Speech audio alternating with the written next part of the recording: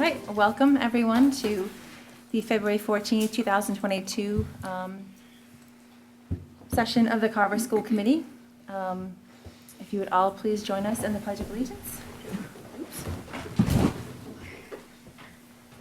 I pledge allegiance to the flag of the United States of America and to the republic for which it stands, one nation, under God, indivisible, with liberty and justice for all.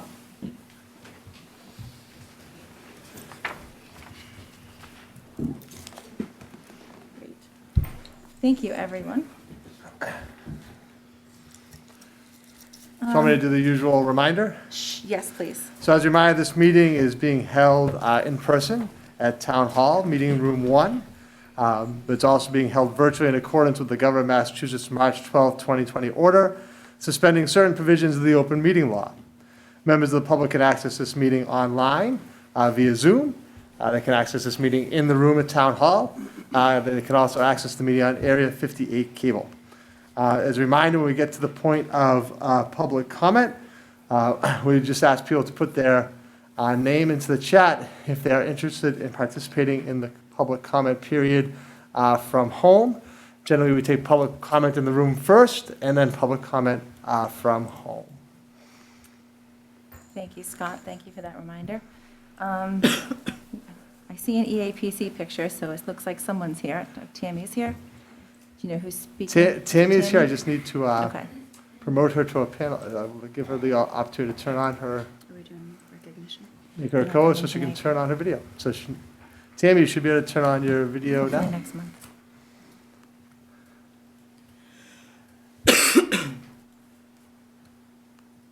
Oh, we can't hear Tammy. Yep, we can see you, but we can't hear you.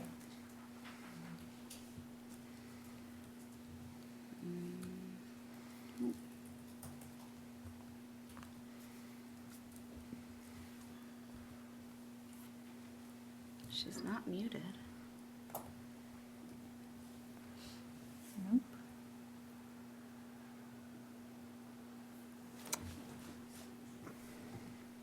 People on Zoom can hear Tammy, Okay.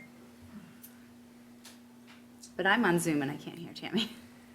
That's because we have our volume down. Yeah. Oh, we there go. it is. There you Hi. are, Tammy. We're good, Tammy. Now you're I'm like, you're on. answering you, June, like you can hear me. You just said that you couldn't hear me. Oh, that makes no sense. Good evening, everyone. Good evening. I know, I'm sorry. So, what I'm about to say is not easy, but I just feel as representative and moving forward and I know a lot of difficult decisions need to be made, and I have the utmost respect for the people that have to make them. So we are almost out of the woods in regards to the pandemic. It has been a very long 2 years. This year being even more challenging than the last. Teaching with a mask on is very difficult. Many of us in our school community are exhausted and tired with the mask mandates. Most challenging is the constant reminders we do with a handful of our students to keep their mask on. As you know, we have a health and safety committee made up of educators that advise our administration on the most recent scientific data and best health and safety practices that benefit our entire school community. The committee checks in regularly with our nurses and shares updated information provided by the local Board of Health. Here's a letter from one of them. From our Health and Safety Committee. Dear Superintendent Eve and members of this Carver School Committee. As a staff member of the Carver Middle High School, I am writing to urge you to maintain the mask mandate for a minimum of 2 weeks after February break. Initially, I was very concerned by Governor Baker's announcement that the mask mandate at public schools was being rescinded. I spent time breaking down his argument and could see his reasons for wanting to remove the mandate. However, I still strongly believe that lifting the mandate as students and staff return from a week of traveling during vacation is not the best interest of the Carver community. Not only have we fallen victim to the incredible increase in case numbers after the Thanksgiving and Christmas breaks, the community is not benefiting from the same advantages as those specified by Governor Baker in his announcement to remove the mask mandate. Carver's COVID vaccination rates for children are still much lower than surrounding communities, especially for elementary age students. His argument also mentions a robust testing program that hinges on families having access to testing. Only about 22% of our student body has signed up to receive the free at-home tests provided by the state. And as these tests are available, some of our current programs, such as Test and Stay for all students, have been removed. In order to make sure that our community is in a safe place to take off masks, it's important to spread the word to parents that it's not too late to sign up to receive free at-home tests. Secondly, to protect everyone's opportunity to travel safely without putting others at risk, maintaining the mask mandate until the week of March 14th would give our students the same opportunity for safety that many other communities have offered their students through alternate testing programs and higher vaccination rate. Thank you for the time and consideration, the Carver Health and Safety Committee. For the benefit of our students and staff, particularly the people in the community with compromised immunity, I'll be wearing my mask for many reasons. Here are the top two. 1, to keep those around me safe, and 2, to provide a safe environment for those students and staff that feel more comfortable wearing masks. Hopefully, we're almost at the point where we can be maskless and safe. Thank you. Thank you, Tammy. Thank you, Tammy. Okay, so we're going to start with student council. Yeah, we'll start with Jay All right. Peters and Student Council. That'd be great. Excellent.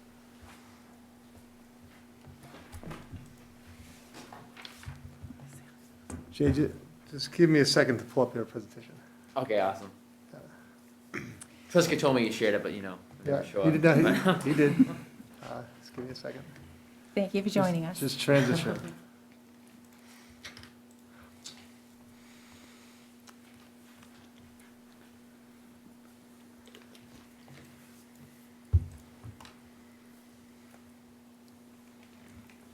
All right, thanks, Jay. You all should be all set. All right, thank you If you guys. need me to move the slide, give me the point. Okay.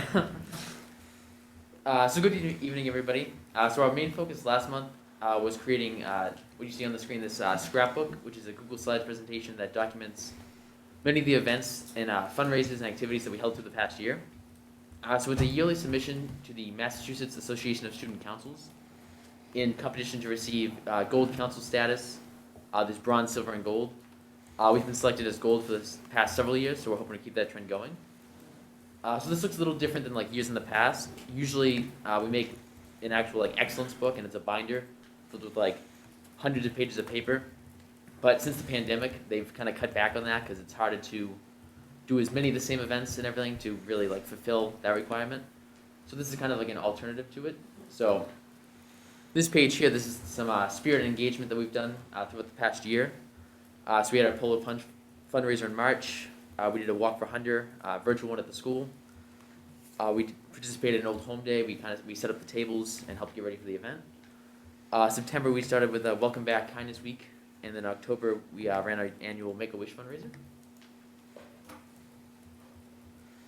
And then November we attended our first CMAS conference at Middleborough High School, the first one in 2 years, where we learned lots of leadership skills, and kind of got back in the swing of things as all the conferences last year were virtual. And then December, we had the Holiday Spirit Week, where we tried to have some fun before break, and we also raised money and collected maid care packages for the troops.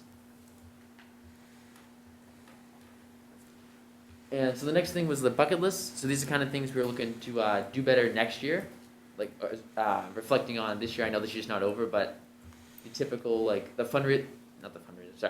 Massachusetts MASC that we have once a year happens in March. So it's kind of like a reflection from last March to this March. Mm-hmm. And we're looking forward to going to this one because it's the whole state instead of just kind of our region. But so it usually is 3 days down in Hyannis, but unfortunately because of the pandemic we can't do that. But at least this one it's a full day instead of just the usual like 4 hours for a regional conference. And so these are just some of the things we hope to do better. We kind of slacked in getting a t-shirt design together just because of all the craziness over the summer. And then we just want to have more energy and energizers for our members and get stuff going a lot smoother next year.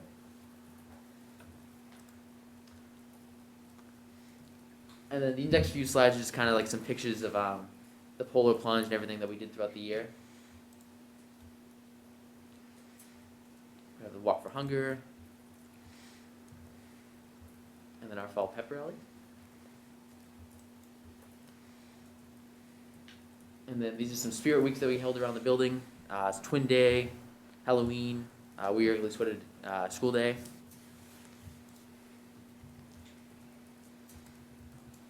And then this is just some pictures of the care packages that we made.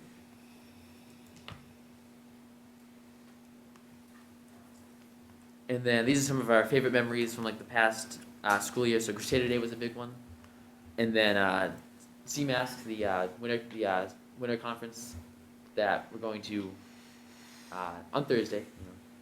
We haven't gone to it yet, but we're gonna be. It's gonna be a good time, we're sure. And then the fall one we had a lot of fun at. Just getting back, seeing everybody again. It was nice. And then this is just our road trip. So this is basically like our feelings together as a council, because this council had never gone to a regional conference before, because it had been like 2 years since we had gone. So all the juniors and seniors that had gone graduated, and then a lot of the freshmen and sophomores had never been before. So it was kind of like a bonding experience for everybody, as well as like getting to know other student councils in the area. All right, so that's it for the presentation. And then moving forward to this month, we helped spread love throughout the building, as today is Valentine's Day, by creating hearts for all the high school students and displaying them outside the cafeteria. I meant to add in a picture of that on the presentation, but kind of forgot about that. But we decorated like our display case outside of the cafeteria. All the hearts were all over it. There are some pictures on our Instagram, Carver High Stuco, if you guys want to check that out. And then just the last thing is we're looking forward to the 2 upcoming conferences. We're excited to learn some leadership skills and engage together through workshops and the group activities. Thank you, Jake. Thanks so much. Thank you very much. Excellent. Thanks so Yeah, much great for job. sharing. Thank you for having me. Absolutely. Thank you for joining us. All right, so you going to student ambassadors next? Yep. Excellent. We'd love to have Joey Donovan and Josh Clark come up, representing the student ambassadors from Carver Elementary School. Same thing, guys. I'll try to keep up, but if you need me to move, just give me a point and I'll go to the next slide.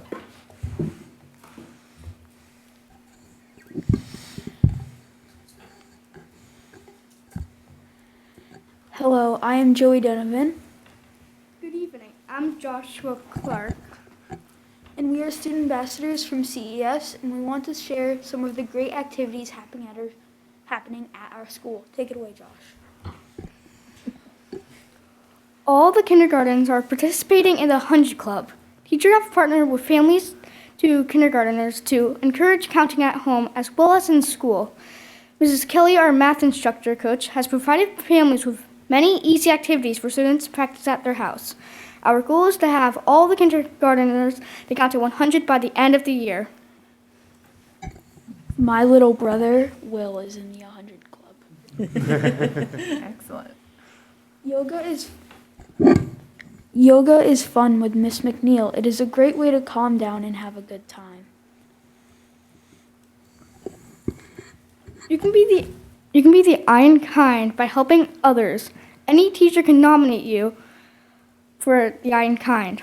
Students are interviewed about all their favorite things and their picture are hung up in the hallways. Joey and I have both been nominated. Nice. Benzie is being read novels by students in all age groups. I wouldn't be surprised if we heard Benzie speaking English tomorrow. A new pastime for parents is also a way for students to activate their brains and help with spelling. Wordle is a fun way to start the day.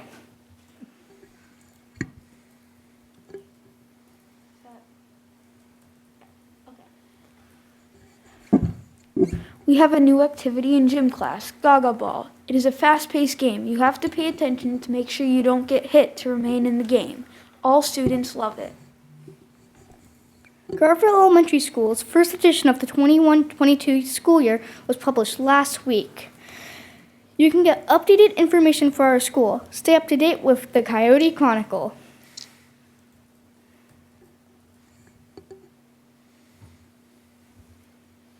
Students wrote an inspirational, positive, or a message of gratitude on a snowflake, or students chose to throw a kindness message on a snowball.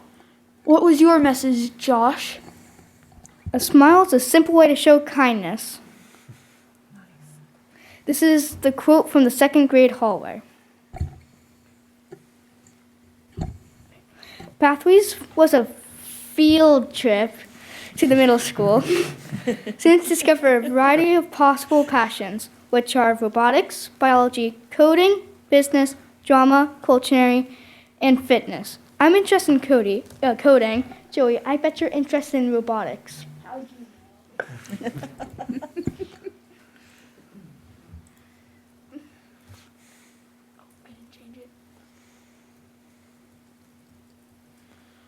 With help of our Carver police officers, CES has been having Alice training to help and to teach and help problem solving with all students about what to do in a dangerous situation. In the activity Sugar Shake, students use sugar cubes as a model for rocks. They perform an experiment with this model to understand the process of weathering and how the process explains why rocks are the top of the mountains are jagged and while at the bottom the rocks are round. It's noisy, but you can really see how the weathering process works. First graders are being shown how shadow puppets appear. Isn't it amazing? Third grade explored the old schoolhouse rock. Students investigated preposition while singing along with prep. The students' work was so amazing we had to add another slide and all pictures.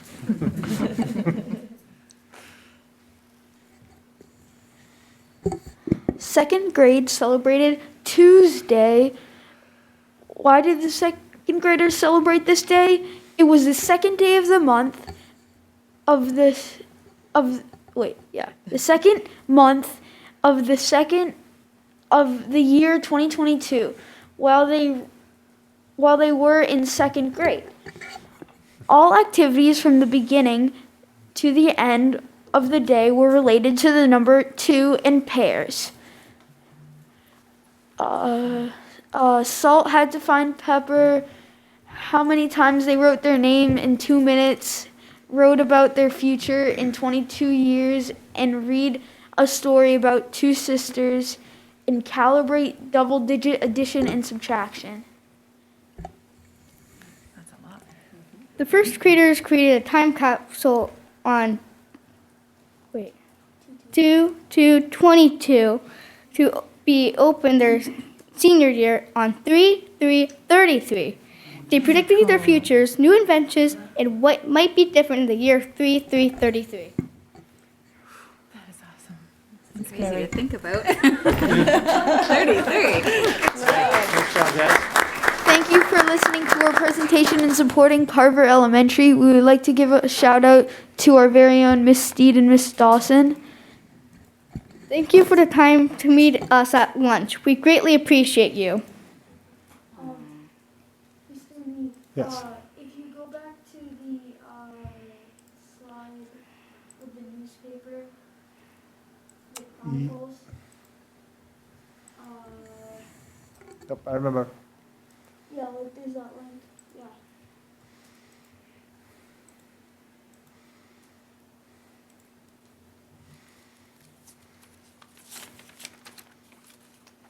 It's at the top near the title.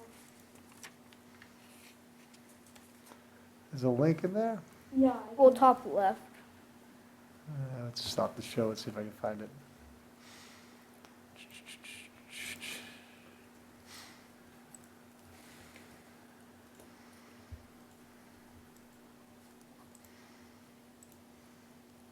Yeah, right there. There you go.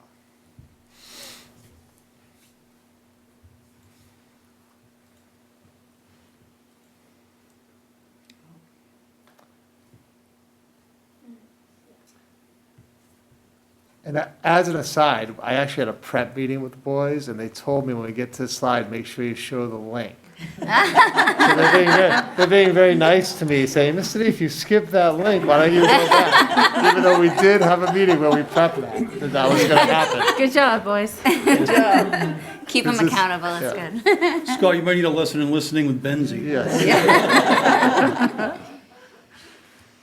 Right, that is awesome. So we can share that link?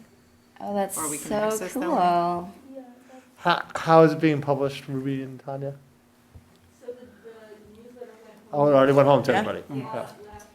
Yeah, we got a hard copy Okay. that came home. It's awesome. It was really fun. And And then that's what they is wanted the to show. presentation anywhere? These are the people that are in the Carver Chronicles. There's 16 of them. Oh, excellent. Fantastic. So I just want to recognize and show all the faces of those participating in the Carver Chronicles. Awesome. What That's grade are They you give them guys their, they in? wanted to give them their credit.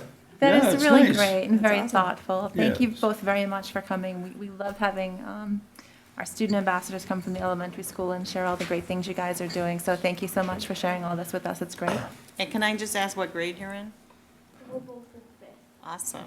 Great presentation. It was very entertaining and informative. Yeah. Great Well, job, boys. Thank you, Yeah. boys. Nice Well, job. I Thank had you, A lot of Joey. fun reading this at home too. Yeah. That was good.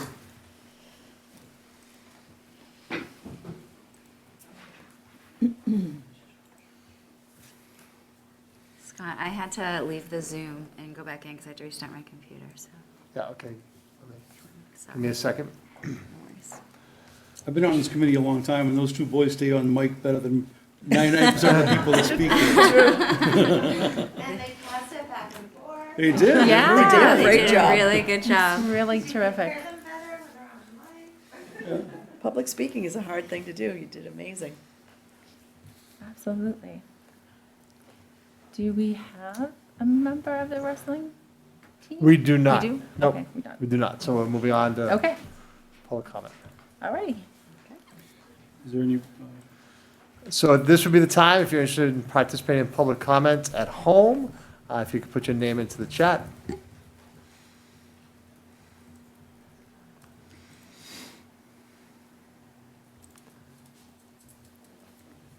Okay.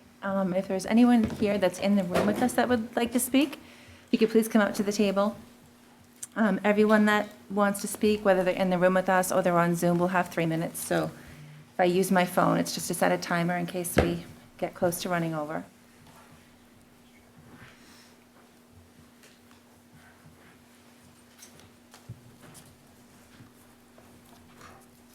Hello, I'm Crystal Hello. Wedby, 69 Fosdick Road. I have 3 girls in the elementary school. I just wanted to comment on Tammy's, her little message about 2 more weeks for the masks for the children. I just want to say that it's the 2 weeks that we had way back when that started everything. 2 weeks to flatten the curve, and we're here, what is it, like almost 2 years later? So I just wanted to point that out. Thank you very much. Okay, thank you. Oh. Hello. Marie Blottner. Do I need to give my address? No, that's 14 okay. Old Center Street. I am here to ask for you guys to consider voting on making masks optional in our schools. Can you just come a little closer to the mic? I'm sorry, it's hard to hear I you. guess I need to go with the boys and some speaking skills. But yeah, we've given it 2 years. At this point, it seems that masks don't seem to do what we thought they would be doing. I've done a deep dive on the internet, looking for studies to give credible evidence that they are successful at preventing transmission of COVID-19, and I have found nothing credible that states that. What we do know is that masks have caused harm to our children. It has impacted their education negatively. It has impacted their social and emotional growth. We are in the midst of an immense mental health crisis for our young people. Anxiety, depression, suicide rates, they're sky high through the roof. You can't even get help for your kids at this point with mental health due to the last 18 months and the mitigation measures we've been using. And our children with special needs, children with hearing loss, children with speech issues, children with autism, they have suffered tremendously due to having to wear masks. And I just wanted to ask, if, we were, as a group, were aware that the World Health Organization does not recommend masking children. Most of Europe did not mask their school children throughout this pandemic. There are states in the United States that do not have masks in their schools, and their schools are fine. Their children, their staff, their hospitals aren't overrun. It's all been fine. I feel like every time we lift or propose to lift a measure, there's a lot of anxiety and there's a lot of fear because it's scary. But when we opened the schools, back in 2020, and there was a big debate about opening the schools, and we were all kind of freaking out because we didn't know what was going to happen, and it was fine. It was fine. And when we reduced physical distancing, it was fine. We're not doing the deep cleaning anymore, and, things worked out. And I feel like it's time. It's time for our kids. They've sacrificed enough. It's been 2 years, and, let's just let them smile at each other. One of the guys was saying that, for Be Kind Week was to share a smile, and our kids can't. They haven't seen their teachers smile, their friends smile. Like, it's, I feel like it's time now. And I thank you for the opportunity to speak, and, I appreciate your listening. Thank you all very much. Thank you. Is there anyone else in the room that would like to speak?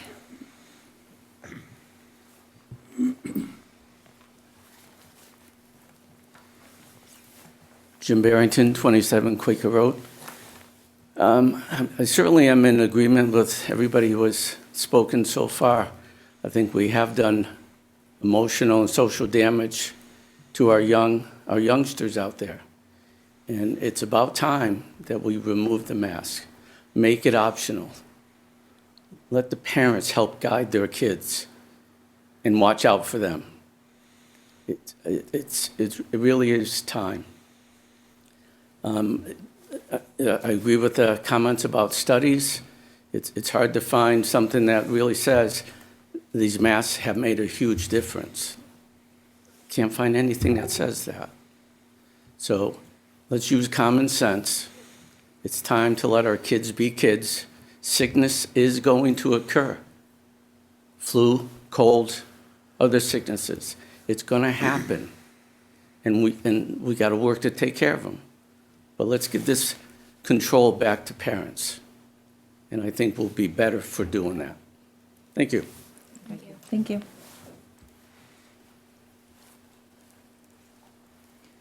Is there anyone else that's in the room with us that would like to speak? Okay, we do have 2 people at home Okay. who've put their name into the chat to participate in public comment. Great. Again, this is the opportunity. If you just put your name into the chat, we'll call you in the order that you put your name in. So first is Ken Oster, and Ken, just give me a second, and I will promote you to a panelist and give you the opportunity to speak.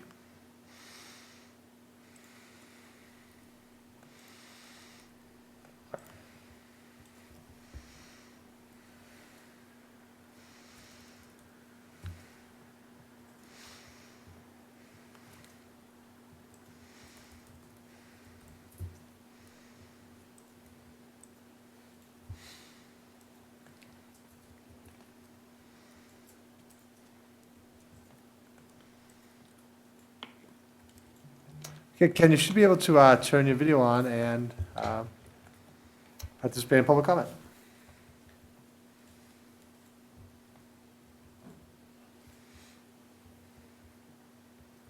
Oh, can you hear me now? We can. Yes. Okay, all right. I wish I could be there. Honestly, I hate public speaking. I'm petrified of it, but this is for my kids. In response to the woman at the beginning that was saying, just a little bit longer. We've been hearing that for a long time now. Nobody's telling the people that want to wear a mask when they go back to school after vacation. Nobody's telling them they can't wear one. We just don't want you to tell us that we have to put one on our kids. Just as you guys are all sitting up there right now, I see 2 of you in masks from what I can see and 4 without. You guys made a choice for yourselves as adults. 4 of you decided not to wear one, 2 of you decided to wear one. It's time that we have that choice as adults for our kids. I'm pretty sure that most people are pretty sick and tired of it. They want to be able to decide for their kids, and that's all I have to say really is just let us have the choice back, just like you guys are making your choices up there right now. Thank you very much. Thank you. Thank you. Thank you, Ken. And the next person who put their name into the chat was Timothy Bean. So Tim, you should be able to turn on your video and address the committee. Hi, I'm sorry I actually couldn't be there in person either. I agree with what everyone else is saying as well. I might have a little bit of a different take on it because I had 2 small children last year in school during preschool, and one has an IEP for speech, one doesn't, but neither one of them wore a mask the entire year. Last year in preschool, when we were kind of behind of this. And I understand that people want to send their children with the mask on, especially if they're immunocompromised or any other issue you may have, but I definitely think it's hurt one of my sons with his speech and his development, especially the social emotional development with him being able to see his teachers and his classmates, with their faces, with their interactions. And we've worked really hard for quite a few years with him, and he's come very far, but, I definitely think it's time to take them off. The sooner the better. I would never want to stop anyone from choosing whether or not to wear one, and I hope that's the route we can go. I appreciate the ability to speak here. Thank you. Thank you. Thank you.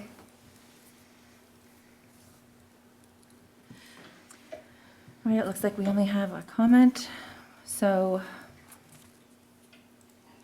I don't see anybody else in the chat, Okay. but we'll give one more opportunity for people to put their name in the chat if they'd like to participate in public comment.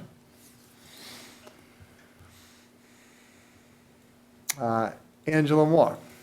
So Okay. Angela, just give me a second and I will bring you over as a panelist.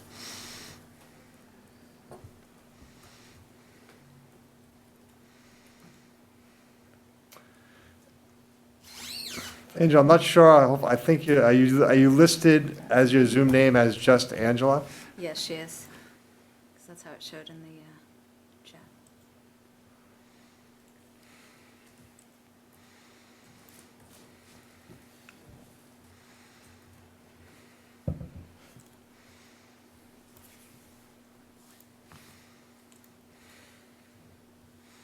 Angela, you should be able to turn your video on and address the committee. We can hear you.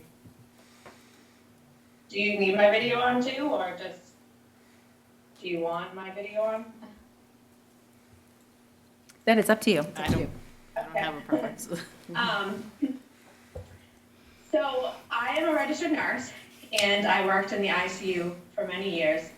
I do feel mask work to help prevent sickness, and I understand that a lot of social development with children and a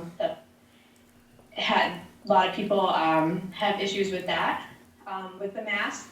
And I understand, like, I was talking to both my children, and they don't mind the mask. They don't see a problem with it. And actually, they've been less sick for the last 2 years, which is excellent. And so my thing is, if we do, which I want to do what's right for every kid, not just my children.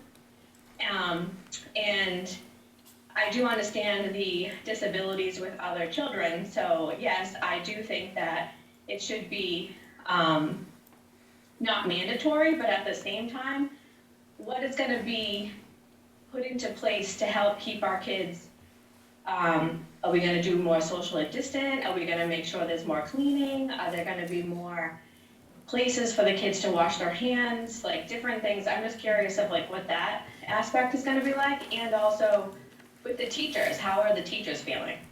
Those are my questions. Okay. And that's how I feel. Okay, thank you. Thank you. Okay, is there anyone else that would like to speak? One last offering. Okay, seeing no movement in the room and no activity in the chat, we will move on to, I believe it's approval of minutes for the January 31st, 2022 open session minutes. I'll make a motion to approve the open session minutes of January 31st, 2022. I'll second. We have a motion and we have 2 seconds. Does anyone have any discussion or any comments? And we're all here in person, so we can just vote all together. This is great. All right, all those in favor? Aye. Passes unanimously. Okay, so that brings us to communications.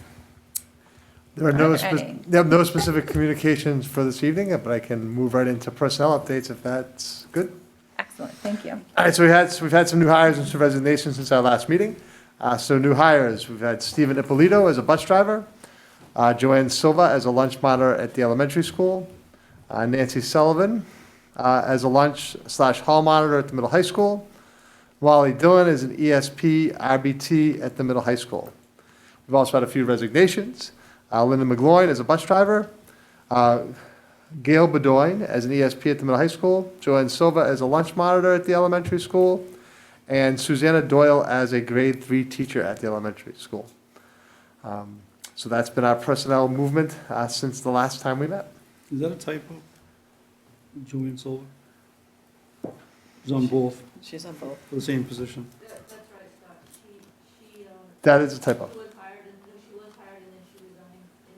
Yeah, Oh, okay. Thank you for clarification. so that is accurate. Okay. Thank you. Moving into the COVID update. Yes. If that works. So since the last time we met, we have had, there's definitely been a decrease in numbers, both within the Carver community and the school community. So as we look at this on a monthly basis, we tend to do a review of the Mass DPH daily dashboard, the COVID dashboard, and the attendance tracker. So since the last time we met, for the 2-week period that ended on Thursday, February 10th, the data from the state's weekly report said that our case count in Carver was 99 cases as compared to 254 the last time we had met a month ago. That our average daily incident rate had gone from 148.1 down to 57.7. And our positivity rate was down from 24.78% to 15.4%. We've also definitely seen a decrease in the last week. So the Carver Board of Health on February 11th said that there were 27 new cases from the week of February 2nd to February 10th. And on the specific date of February 10th, they were only reporting that there were 5 active cases in 5 homes within the community of Carver. Now again, we have to remember that the Board of Health data is based now upon testing sites. It is not reflective of at-home positive test performs. So our general feeling is that number is probably low. Obviously, at-home tests have become a lot more available, and people are using the option of at-home tests. So it's probably the at-home tests make the data a little more difficult to track because it's not being reported anywhere. People taking those tests and reporting to themselves, in essence. So that makes that data a little more difficult to track. But I am going to look at the 3, the COVID dashboard, the attendance tracker, and the daily dashboard, and they'll definitely show what we all know is that we're definitely on a pretty steep decline in the past couple weeks. That, I in no way claim to be an expert, but it seems evident that the Omicron variant has reached its peak and it's on its way down. So we'll quickly look at the 3 documents. First being the interactive dashboard from the state, which they update, as I said, was updated. And this gets updated daily. And I'm only going to pull up the hospitalization number because I do think that it is reflective of what's happened. So this is actually hospitalizations throughout the pandemic. And we had been saying that, no, we never really got that close to where it was at the very beginning, but within January we did. January's hospitalizations were high. But you can see that there's been a sharp decline in the most recent hospitalizations as of February 11th.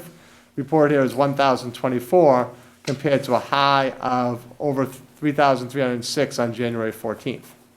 What's interesting when you look at this data from the state, now obviously this is why I think the hospitalization number may be a better number to look at than positive case reported, because as we said, we have all these at-home tests, but people in the hospital are the people in the hospital, the people in the hospital. So that's a real number to compare to previous numbers.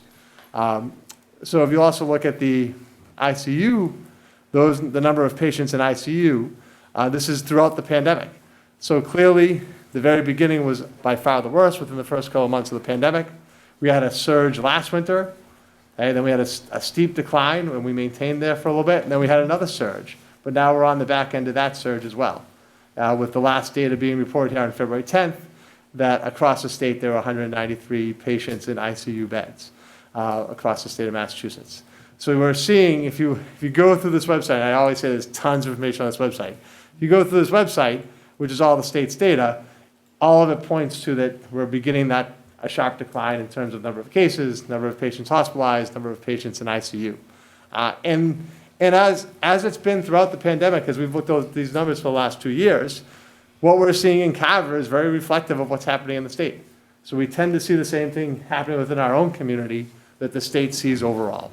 So, the COVID dashboard, unfortunately, we did close schools today because of last night's storm, so we do not have updated COVID dashboard numbers as of today. So our COVID dashboard actually goes back to last Thursday. But looking at last Thursday, at the elementary school, we only had 4 students with an active COVID-19 status. Now, obviously, this is reflective of at-home tests. Parents are reporting to us and keeping kids home if they're positive. So we had a total of 4. And we had a total of 7 at the middle high school. So last Thursday, on the date of last Thursday, we had 11 active positive cases within the district.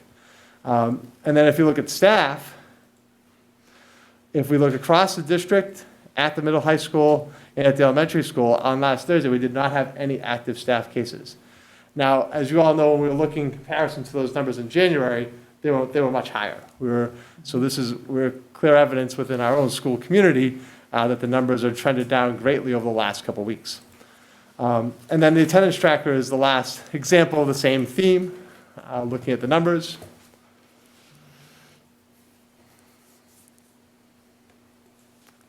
Let's give it a second to load here.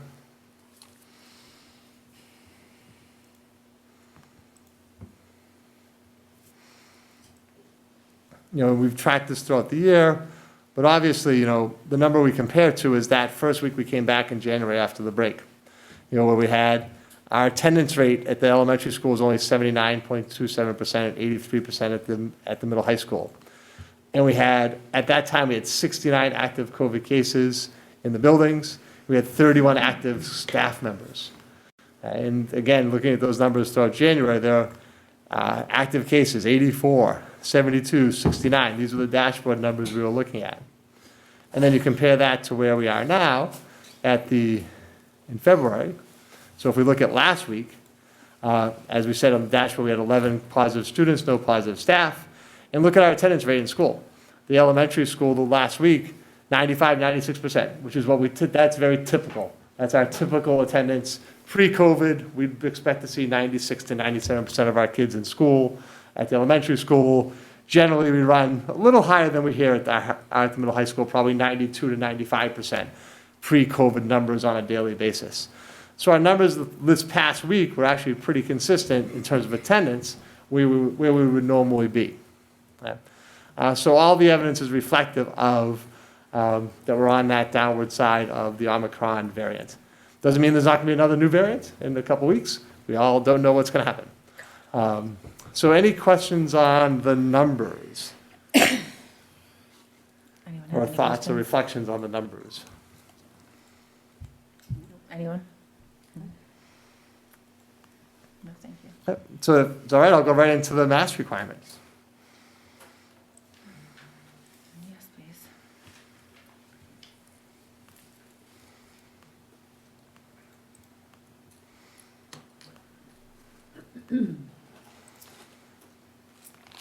So I think it's pretty widely known that on Wednesday, February 9th, Governor Baker and Commissioner Riley announced the state mask requirements in schools will be lifted effective February 28th, 2022.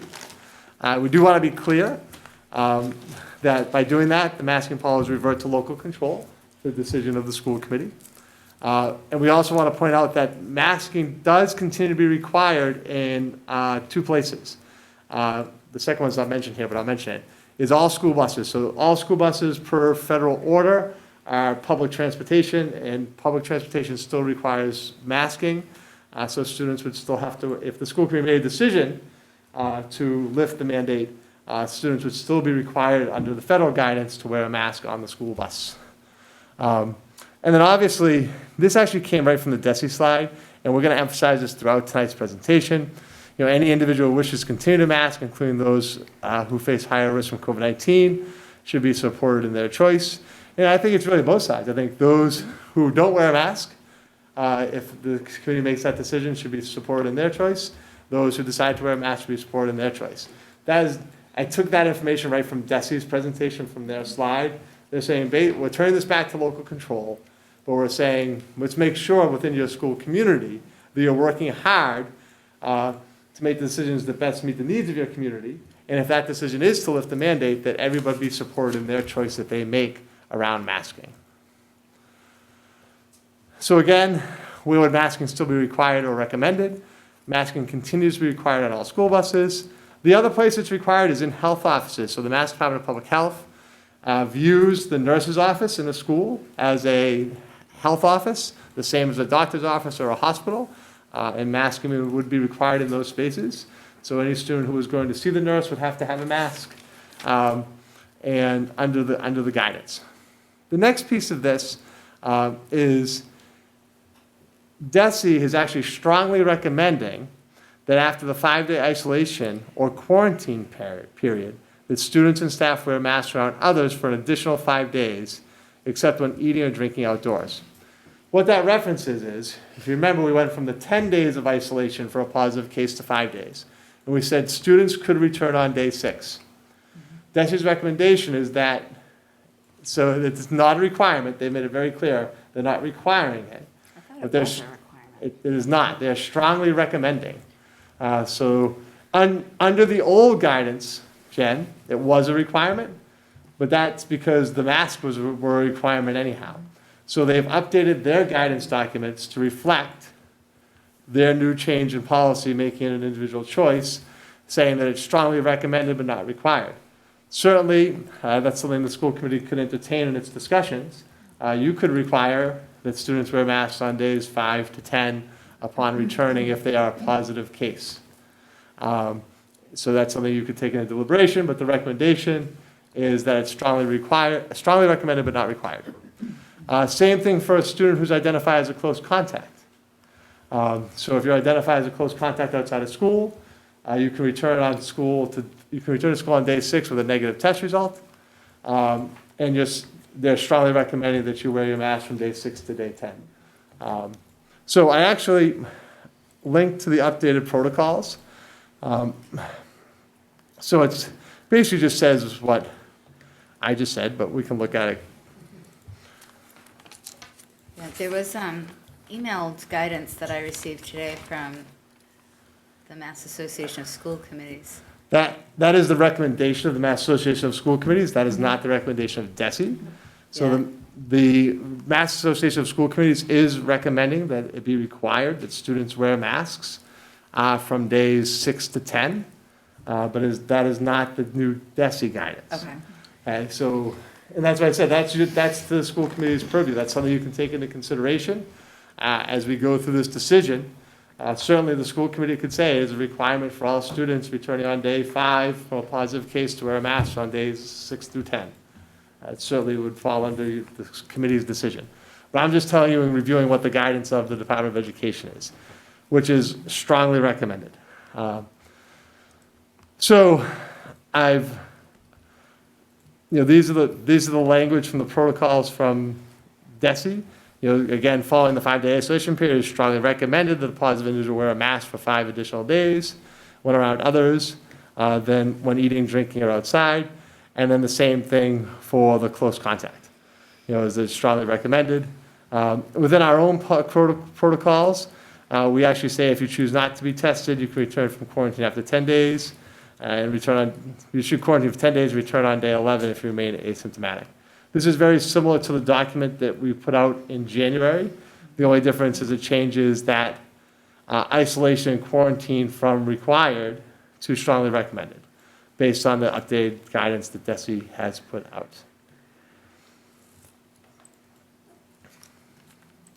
So what is the recommendation of the administration? The recommendation of the administration is to make wearing a mask at school or school-sponsored events and activities optional for staff, students, and families, except on school buses and the nurse's office where masks are required by federal and state guidelines.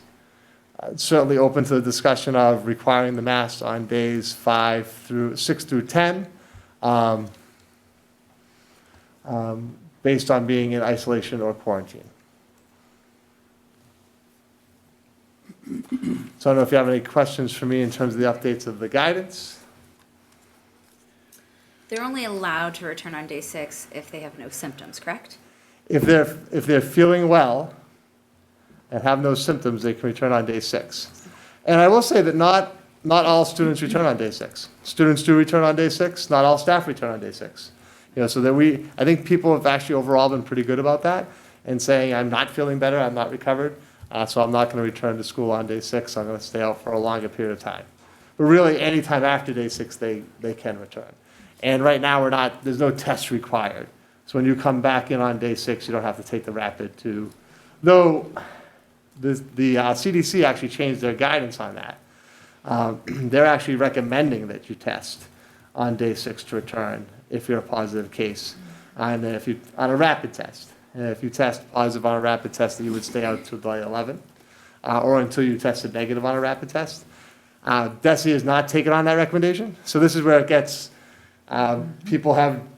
different groups have different recommendations. So CDC is saying that you should test on day 6 before returning. DESE and DPH are actually the opposite. They're recommending strongly that you don't test because they're saying there's still a possibility you're going to test positive. And same thing with this, you brought up the Mass Association of School Committees, which you got an email today as a member of the Mass Association of School Committees. It is Mass recommendation that students, when they return to school, if the school committee decides to lift the ban, or lift the mandate, that their recommendation is that if you're a positive student or you're a close contact, that if you return on day 6, you should wear a mask until day 10. That is their recommendation. That is not the recommendation of DESE or DPH. They're recommending they're strongly recommending it, but not requiring it. So again, just different groups giving different recommendations. Close contacts have to test negative before returning on day Yes, 6. a close contact has to test negative before returning, unless it's more than 10 days. So that you could, if you're identified as a close contact, you can choose to stay out of school for 10 days and just return on day 11 without testing. Right. If you want to return prior to day 11, you do need to test. Right. The other thing that should be pointed out is we're not, a reminder to everybody, currently because as we've opted into the new testing program in the state. So we are making tests available to all families on a biweekly basis. Last meeting, we went over the percentages. I think it's around 20 at the middle high school and 23% at the elementary school who are participating in that program. I'm going to make it real clear to families, you can still join that program. So whatever decision the school committee makes this evening, I'm going to put out information to the families tomorrow of what the decision was. And as part of that information, I'm going to encourage people to participate in the testing program. And so you can still join just because you didn't do it the first couple of weeks. You can do it now if you want to. But because we're involved in that testing program, we're not identifying close contacts in school. So the only way you can be identified as a close contact is outside of school. For example, there's a positive case in your household, or you were exposed to somebody on a travel soccer team, or whatever. You can fill in the blank of how you get exposed outside of school. But that's the only place we're identifying close contacts because we're participating or giving families the opportunity to participate in weekly testing. Wouldn't it be really difficult to monitor who's masked on days 6 through 10 after returning from quarantine and? Yeah, so the problem there does lie, and I do think, I talked a little bit about this with the administration, we've had this discussion, is you'd have to be, the nurses would have to be tracking that, which they are. So the nurses are tracking all of our families that reported positive, they're tracking when people are coming back into school, but then there would have to be some notification to those families, and then some tracking within those students in school. So the administration would have to take on the responsibility of knowing these students coming back on day 6, and now for the next 5 days, this student has to wear their mask. And probably we'll have to report that out to teachers, because I don't know how else you could track that without reporting that out to teachers. So you get into that piece of now you're reporting to people who've been positive for COVID and who hasn't, to follow the requirements. Though I think a lot of times if someone's out for 5, 6, 7 days, people maybe think or assume that that person's been out for COVID, which may be a false assumption. They could be out for other reasons, and maybe it's communicated in other ways. But yes, there would have to be a process in which the administration would have to implement to track those students who were either close contacts or positive cases, that they were wearing their masks regularly in school on days 6 through 10. Or whatever day they came back. Maybe they come back in on day 8 and they have to wear their mask for day 8, 9, and 10. Do we have a preliminary plan in place or even an idea? We do of not that? have a preliminary plan in place besides tracking it with the nurses and then notifying staff. So what about those folks who don't test positive on a rapid test but are positive on a PCR? Since they're not, I mean, I'm unsure. so I'll explain. My daughter, who had COVID, we just both recently had it. Yeah. She never tested positive on a rapid test at all. We only found out that she had it on a PCR. So much so, in fact, that her pediatrician called me on a Saturday to tell me, oh my God, I can't believe she actually tested positive. Well, then once you're positive, you're positive. You're positive, so- And then you identify your timeline. So either the onset of symptoms or your positive test if you're asymptomatic. That establishes your timeline. So your day 0 is the first day you start to feel ill, or your day 0 is the day you test positive. And then day 1 gets established from there. So the nurses already go through that process. So from a tracking perspective, our nursing staff has been working tremendously hard throughout this whole situation. Obviously, when we were in January, when we had large numbers of kids and staff as positives, they were tracking all those and they were establishing the timelines. And they always work with the families to establish the timeline, and this is day 1 and this is when you can come back. So from that, I mean, is it something we could track? Absolutely. We could track if a kid's on day 7 and if he's coming back into the building and if he has to wear his mask for days 8, 9, and 10. It's something we absolutely could do because we're doing that now. Okay. So it's not, so when your question about is there a system in place, there is a system in place to track that piece of it. The next system that would have to be put in place is how is that communicated out to staff so that everyone knows that student's supposed to be wearing their mask. Because I don't think you can just make an assumption that someone wearing a mask is in that situation, because if it's optional, I believe there's going to be students wearing masks. I believe there's going to be all kinds of people wearing masks. Mr. Schultz raised his hand. I don't know if he wants to weigh in on this. I just want to compare it to the athletes. We do this already with the athletes. Okay. So when athletes are been identified, they follow a different protocol. So we do communicate that through our staff, and I would look at it the same way. Okay. Thank you. I just had a point of clarification. Can you outline again the procedure for close contacts for when they can come back and when they can stop wearing a mask for me again? So right now, the close contact procedure hasn't changed. So if you're identified as a close contact, so your close contact is the last time you saw the positive individual, and that's your day 0. So your next day is day 1. You need to stay out of school for 5 days.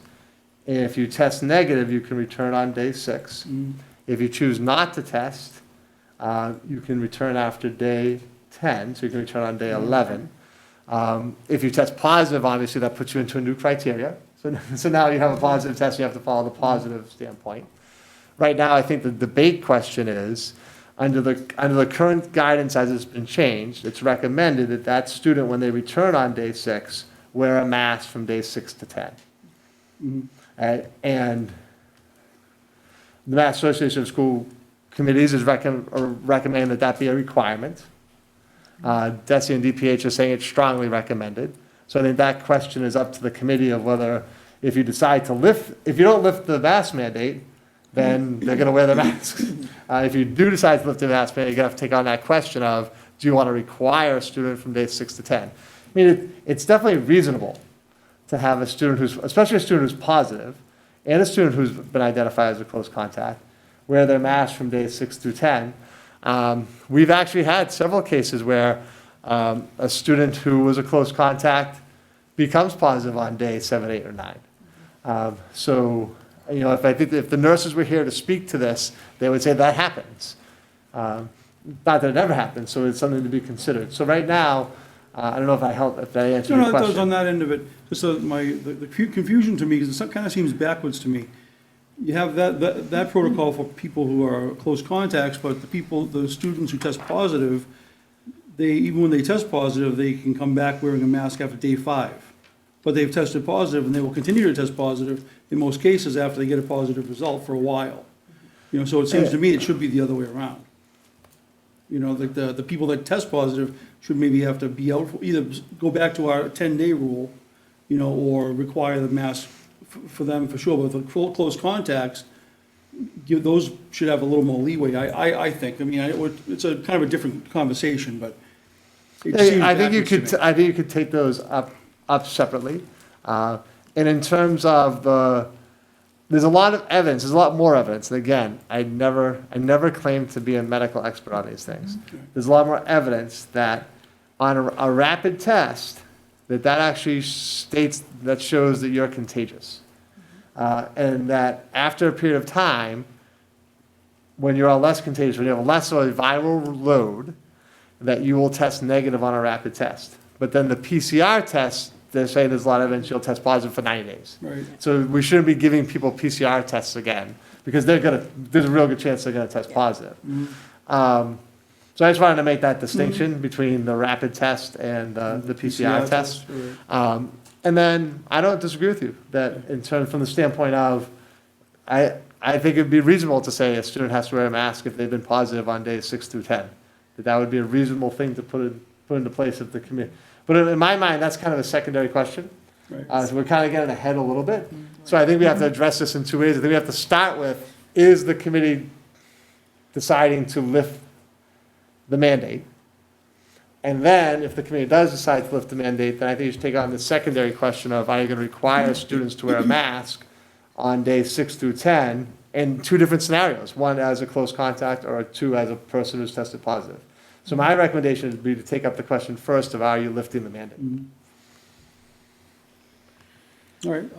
I mean, in my mind, back in August, we voted to let it be parental choice, and the mandate was only put in place because the state mandated it. So if the state is lifting it, I feel like our vote last August should stand, but clearly we have to make another choice. So I'm happy to make a motion that we lift the mask mandate in the Carver Public Schools effective February 28th, according with the state's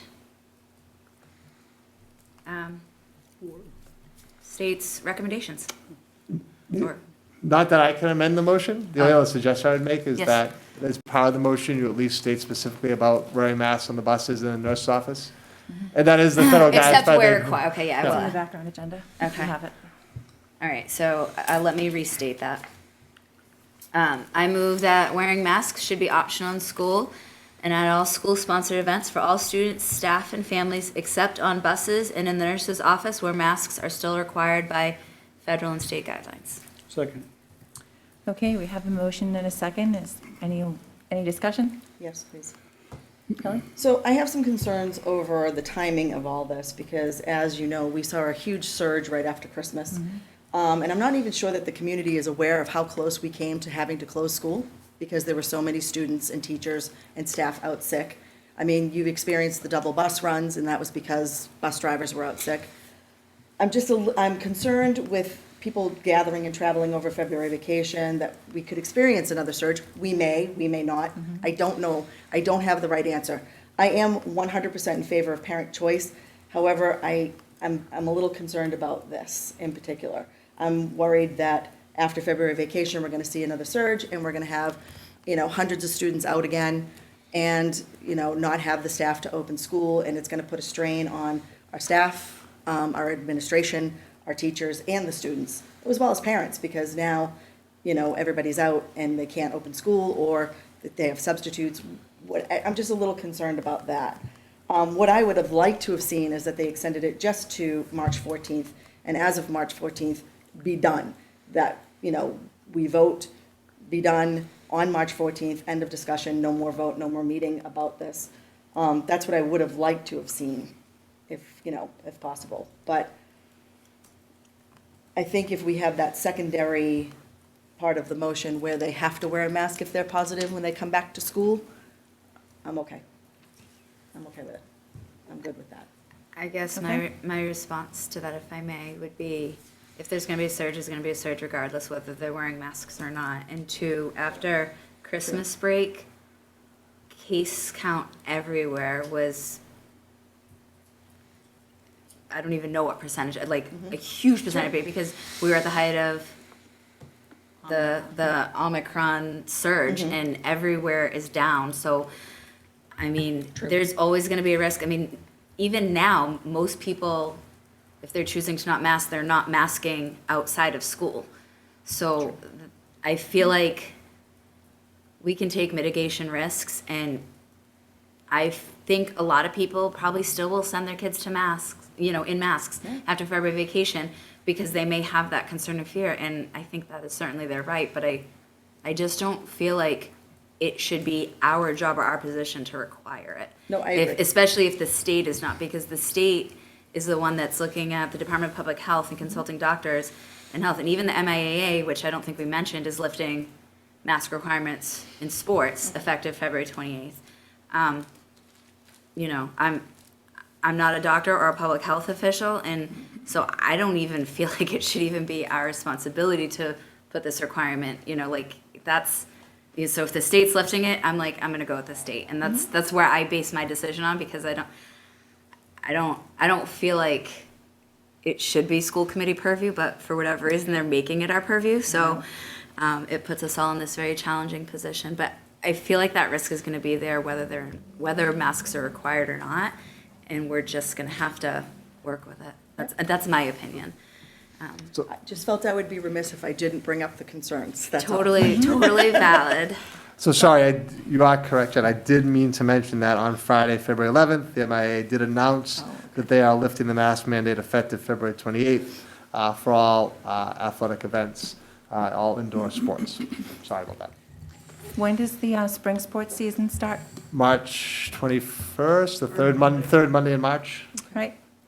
So there's some time in between that. Colin, did you have something that you wanted to say? Yep, I actually wanted to acknowledge all public comment and let you all know we appreciate your concerns about, and all the emails we received concerning the lifting of the mask mandates. I want you to know we hear you all and respect all voices and opinion. I do believe we are heading hopefully into an endemic phase, one that we'll have to learn to live with now that we're bringing up, well, we're lifting the mask, but it might be required if you were positive or you were a close contact. But I do believe we should be looking at things on a community basis. Families have now chosen to be vaccinated or not, and thankfully it seems as though the virus is declining in strength. The state, rationale was that they are lifting based on consulting with medical experts and other health officials. So I take that,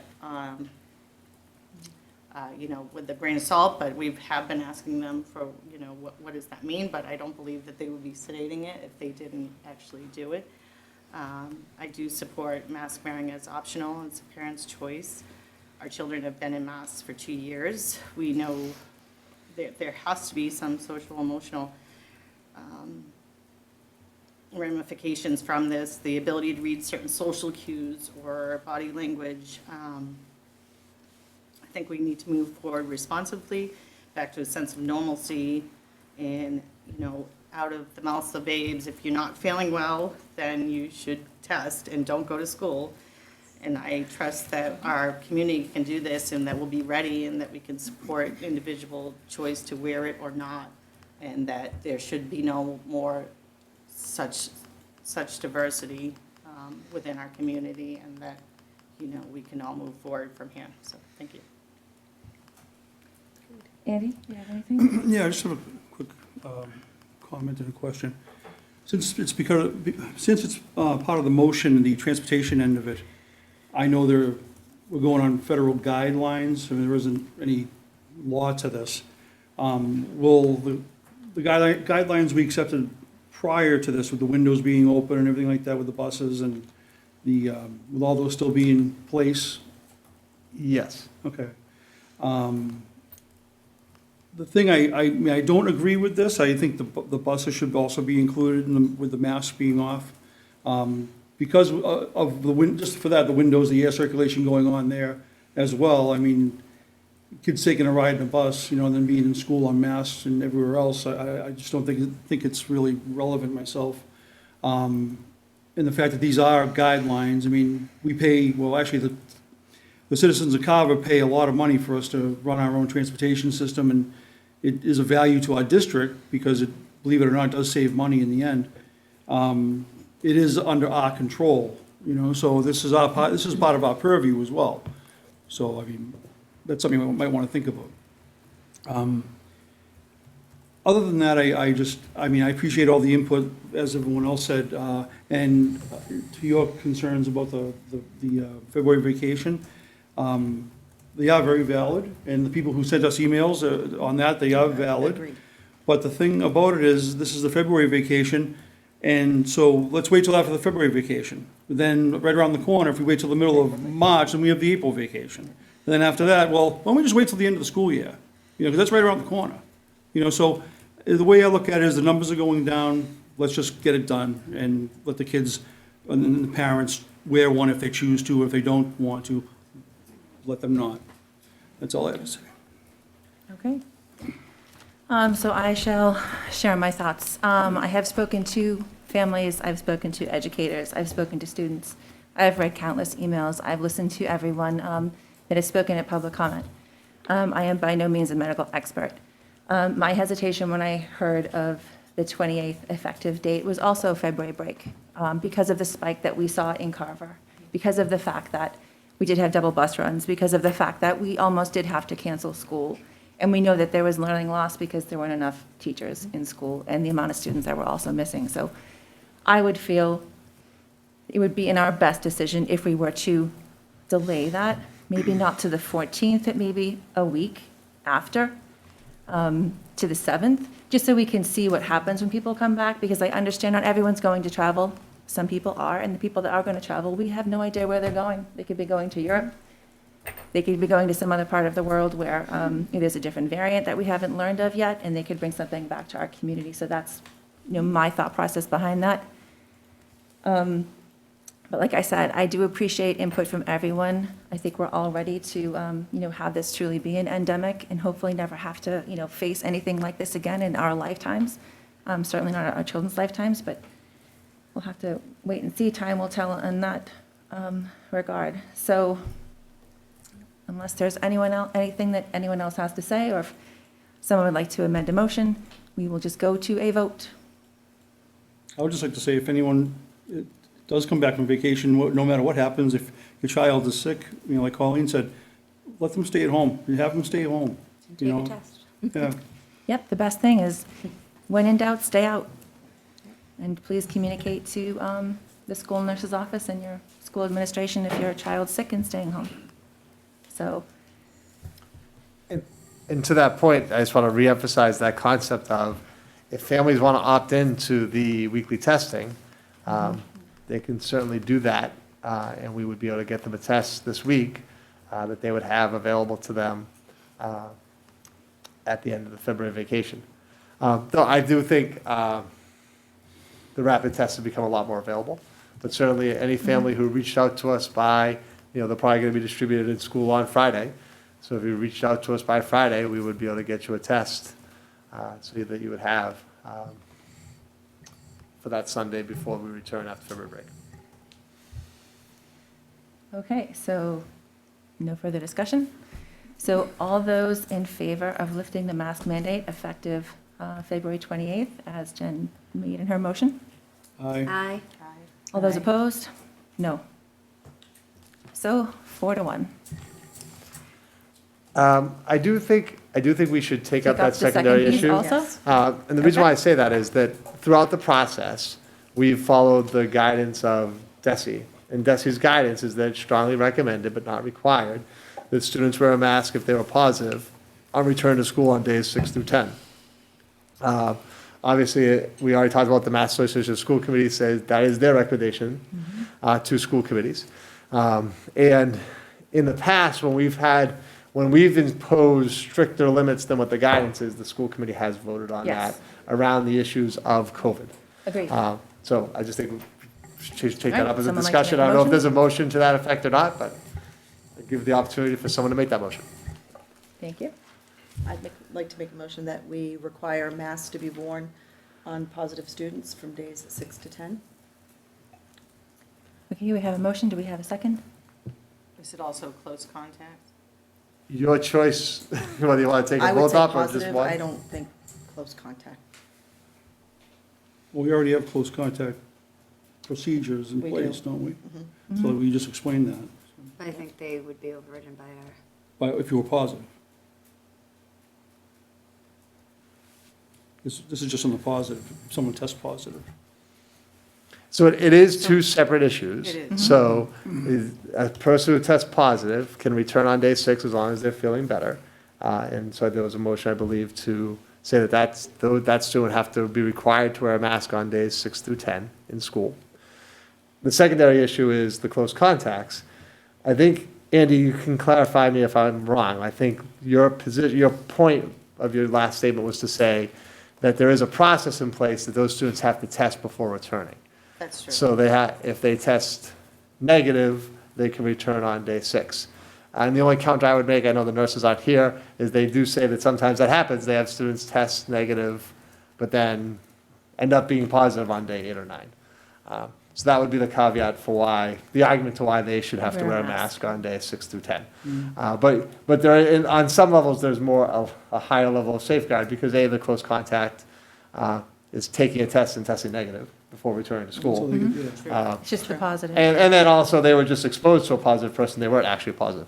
Right. So those are obviously So- points of distinction. Does that clarify that for you, Jen? Yeah, yeah, that makes sense. Okay, so we have a motion. Do we have a second?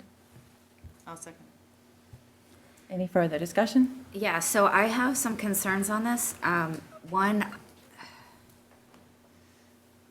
I don't know if it would be a HIPAA violation for us to be communicating within the school who's positive unless the parents expressly give us permission to then have our teachers enforcing mask wearing. Also, in order to return, you have to be symptom-free, and most of the expert guidance out there is saying that if you've had COVID and you no longer have symptoms, you're really no longer considered contagious anymore. So I feel like I don't want to put extra parameters on our teaching staff to be, having to enforce mask wearing in these situations. There's already going to be, I'm sure, cases where, families are going to be reaching out to teachers, asking them to make sure that, their child, keeps their mask on, because of X, Y, and Z, because, kids are going to want to. So I'm hesitant to put more requirements on our teachers, and I'm really concerned that we could get in trouble with HIPAA, and I feel like before we make a motion on this, we would need to consult legal or somebody. I do not have a direct legal answer on the HIPAA question. I think Mr. Schultz has a thought on that, but you should come to the mic, Mr. Schultz, if you do. Yes, please, Just so you're come on to the the mic. record. I'm not an attorney. Right. Yes. Recently. And you're going back to athletics. Yeah. So we share with athletics, we share this information because the athletic process to return to play is actually a higher standard. But do the students who are in athletics sign some sort of waiver that allows us to share that? Well, I wasn't going to talk about athletics. I was actually going to talk about When students are absent with COVID, we strongly encourage families to reach out to their guidance counselors and their teachers to let them know they're going to be out for 5-10 days. So the majority of times, I would say 95% of the time a student is out, the teacher knows why they're out. And they're providing information, extra help, and so forth. Sure, I don't disagree with that. So I don't know if we're violating any HIPAA laws, but I feel like, I don't know how athletics gets around it, so going back to athletics, the return to play protocols, which have been very publicly discussed, I guess is the way to put it on Facebook, is the state's requiring you to follow those protocols. So in order for us to follow those protocols, we have to share information with our coaches and our athletic trainers. Nobody has questioned that sharing of information. So I don't know the answer to the legal component, but when a student gets COVID, it's pretty widely known why they're out and the process for them to return. So I would agree that it is going to be somewhat of a challenge for that teacher to manage the kid with the mask on. But as Scott has mentioned many times today, the nurses have encouraged that as a possible mitigation to the mask situation. Thank you very much, Mr. Schultz. Thank you. Anyone else? Did you have something? I mean, I'm thinking that a parent who had a child out positive, who knew about this requirement, would send them back with a mask anyway, and I don't know if it's necessary that it needs to be policed, not policed, but monitored by the school. I don't know. Whereas it's strongly recommended and it's not required. I don't know. Is this something that we can solve for a minute? Well, I think ultimately, if we say it's required, and the school committee votes that it's required, then we have a responsibility to enforce that requirement. Sure. If we But say right it's now, strongly it's strongly recommended, recommended. and keep the language that Desi is using, which is strongly recommended, then we don't have to police that. We just clearly state everywhere, that's our recommendation. The nurses, when they talk to families, would say, you're coming back on day 6, we're strongly recommending you wear a mask. It's really the good thing and right thing to do. I mean, I wouldn't have a problem. And with I saying think those something like that. conversations would happen. Yeah, I feel like our community has been very responsible, and I want to give a shout out to all the families in this moment because, you know, people throughout this whole thing could have, you know, tried to sweep things under the rug or lie or, oh yeah, we did not home test, we're not going to tell anybody, and people have been very open and honest and very protective of one another, and I think that's why Carver ultimately has been fortunate that we've not had a lot of, I mean, while our numbers did get high because they got high, but it never got like scary high. And I feel like I would trust our families to do the right thing and be responsible. And if we weren't strongly recommending it, that, you know, I know if my children had COVID, and I would make them wear the mask days 5 through 10 because it is the right thing to do. And I feel like most families in Carver would do the right thing to do. Are there going to be people who are going to say, no, screw that? Sure. But I don't think it's a big number. I don't know that I'm comfortable requiring it, especially where the state's not. That's just my opinion. So, but it's, you know, the will of the committee. Can I just say something? On this, I agree with you, Jen. I like the strongly recommended wording myself better. I mean, because the way I look at it is either have a recommendation for strongly recommended, or you have go back to the requirement that a student testing positive for COVID-19 stay out for the full 10 days. Instead of, you know, making the mask, you know, putting a mask requirement on them for an additional 5. You know, so I would feel better going with the strongly recommended, because I agree with you with our parents and our families in Carver being responsible. So that's just my 2 cents on it. I mean, we're a small community, and we're a good community. I'm proud of our town. So we have a motion, right? Yes, we have a motion and we have a second. So is there no further discussion? Or do you, can you read back the? Right, what's the Gina, motion can you read again? back the motion again? Sure. Thank you, Gina. Thank you. Mrs. Neely made a motion to require masks to be worn on positive students on days 6 through 10. Can I- Versus strongly recommended for the guidance. Versus strongly recommended for the guidance. versus strongly recommended. Can I make an amendment, a motion for an amendment? Absolutely. Can I, instead of required, can we put in the word strongly recommended? Well, I don't think we have to. We wouldn't have to. Oh, you don't have to? So That's the that is, details. so Done that. that, my clarification on that would be, that is the DESI recommendation. Oh, that is, okay, I And thought so we were we've going, been- all right, right, so I thought we we're- were going requiring, all right. In general, when we've followed the guidance by DESI, the school committee hasn't All right, voted my- on, Not voted, voted yeah. to My support bad. that The motion guidance. to make it a requirement is Is a higher stronger level. than, Oh, I than got you. than Okay. DESI guidance, I which got is you. just strongly recommended. So, all right, My bad, I got it wrong. okay, so all those in favor of this motion? Aye. So you're voting for it to be required versus strongly recommended? Oh my God, I'm out in left field today, I'm sorry, my fault, everybody. So, no, I just- no, I'm not, you caught me I off- thought you that was caught what me- that was what the okay, requirement was. You caught me off guard because I was pretty sure that I knew how you felt. You so do. I just I don't like I mean to said, I'm second out of guess it you, today. Andy, but I just wanted to make Sorry, sure my that I fault. understood. My That's okay, fault. so All we'll right. just start again. All right. All of those in favor of the motion that was presented by Kelly? Aye. All those in favor? Aye. All right, All those opposed? No. no. Okay, so 3-2, Carries 3-2. it carries. Again, my apologies, Andy. No, I tried to make sure that you could voice the correct I'm sorry, it was me. opinion. No, that's fine. Thank you, though, I I appreciate want to it. make sure that, your voice is, your vote is your voice, Thank and it belongs And to you. on Thank the you. the secondary piece of that Yes. is the close contacts. So that motion was specifically to those students who've tested positive for COVID-19. So now the second part of the motion would be, if someone wanted to make that motion, or maybe they don't, I just want to address that issue, whether we want, everybody wants I to make a don't, motion it didn't about- seem as if anyone wanted to make a No, motion no, to address the no. close contact. Is that correct? Okay, Right, 'cause just, they're I all just want, testing I to wanted to come check. They're already testing to come They're back. testing to come back anyway. So it would just be repetitive and not necessary. Okay. So only if they're positive. Thank you for the 4 extra clarification, days. Scott. Just wanted to make sure we covered Yes, all the absolutely. pieces of this. And I want to I be appreciate clear that that. I think that everybody should wear a mask on days 6 through 10. My Absolutely. voting no is not because I think they shouldn't. Yeah. Yeah, and the guidance will be strongly, so I'll update that guidance document to say it's required. Yes.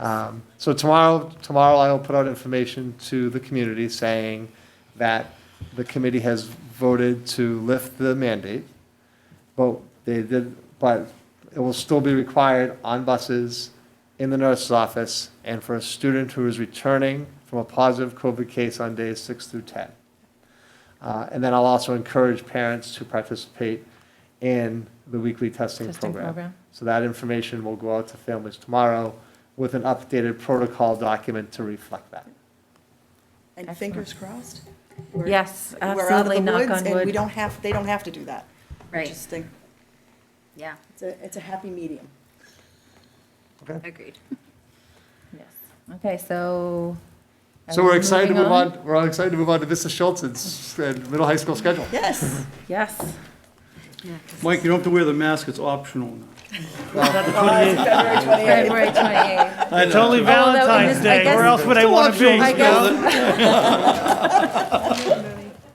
Of course with us. Yes.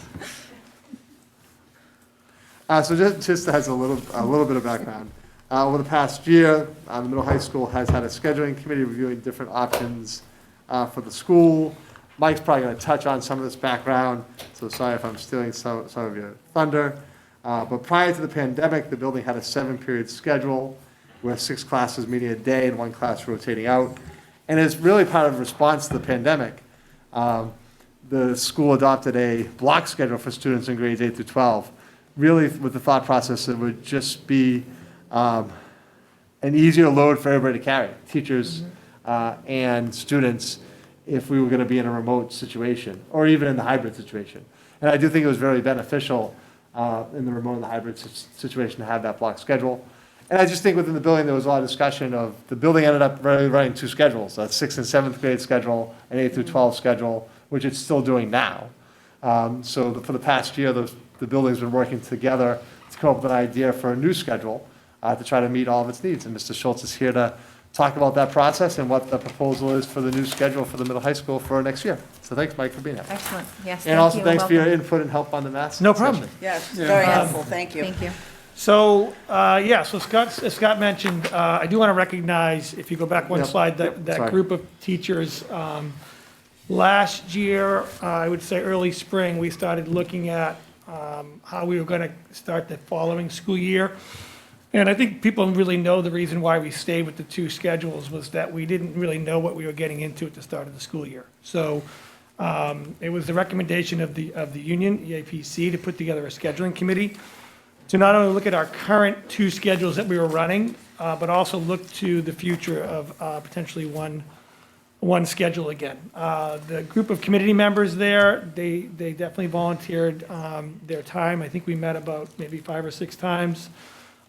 They did a lot of work behind the scenes, researching other schedules, checking with other guidance departments, and really addressing a bunch of needs. And that next slide kind of talks about some of the things that we did as a group.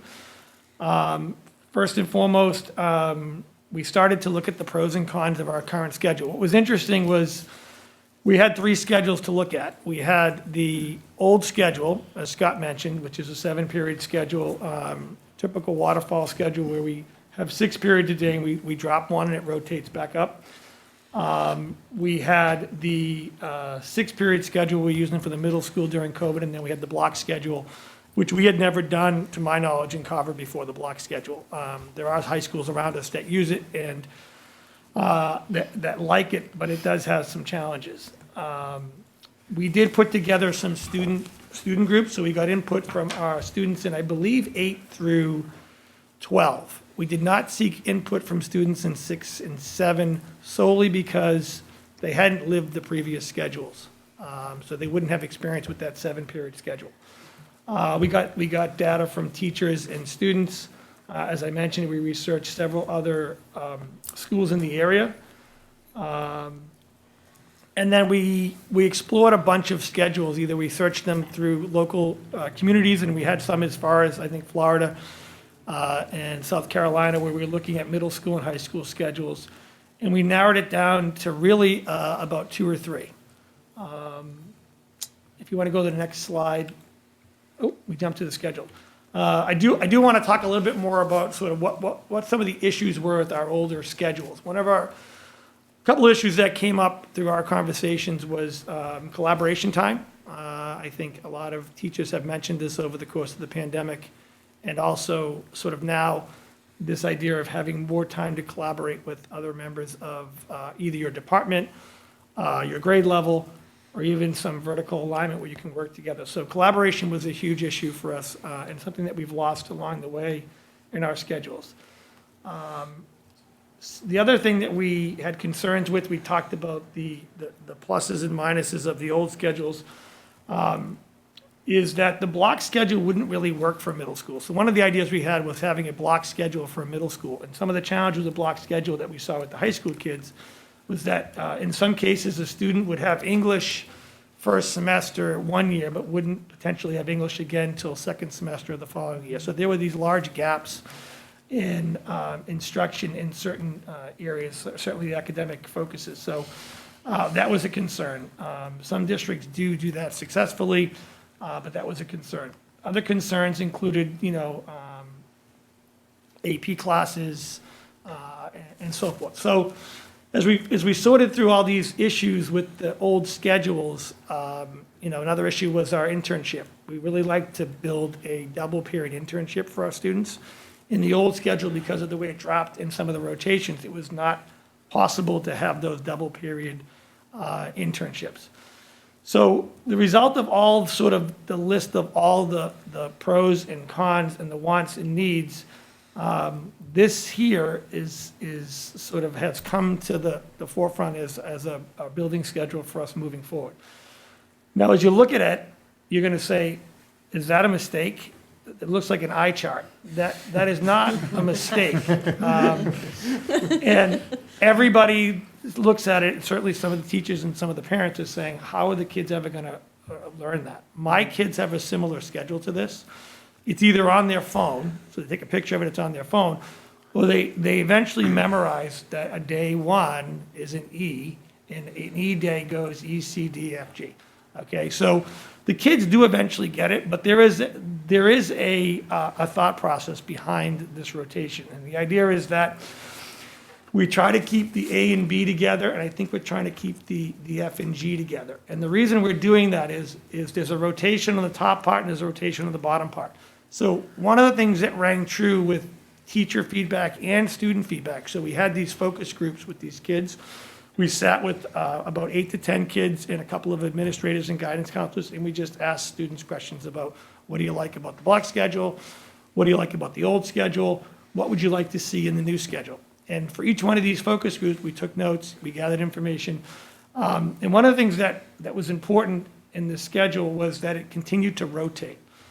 But if we rotated it throughout the whole thing, we'd have these gaps where some of the classes wouldn't work for us.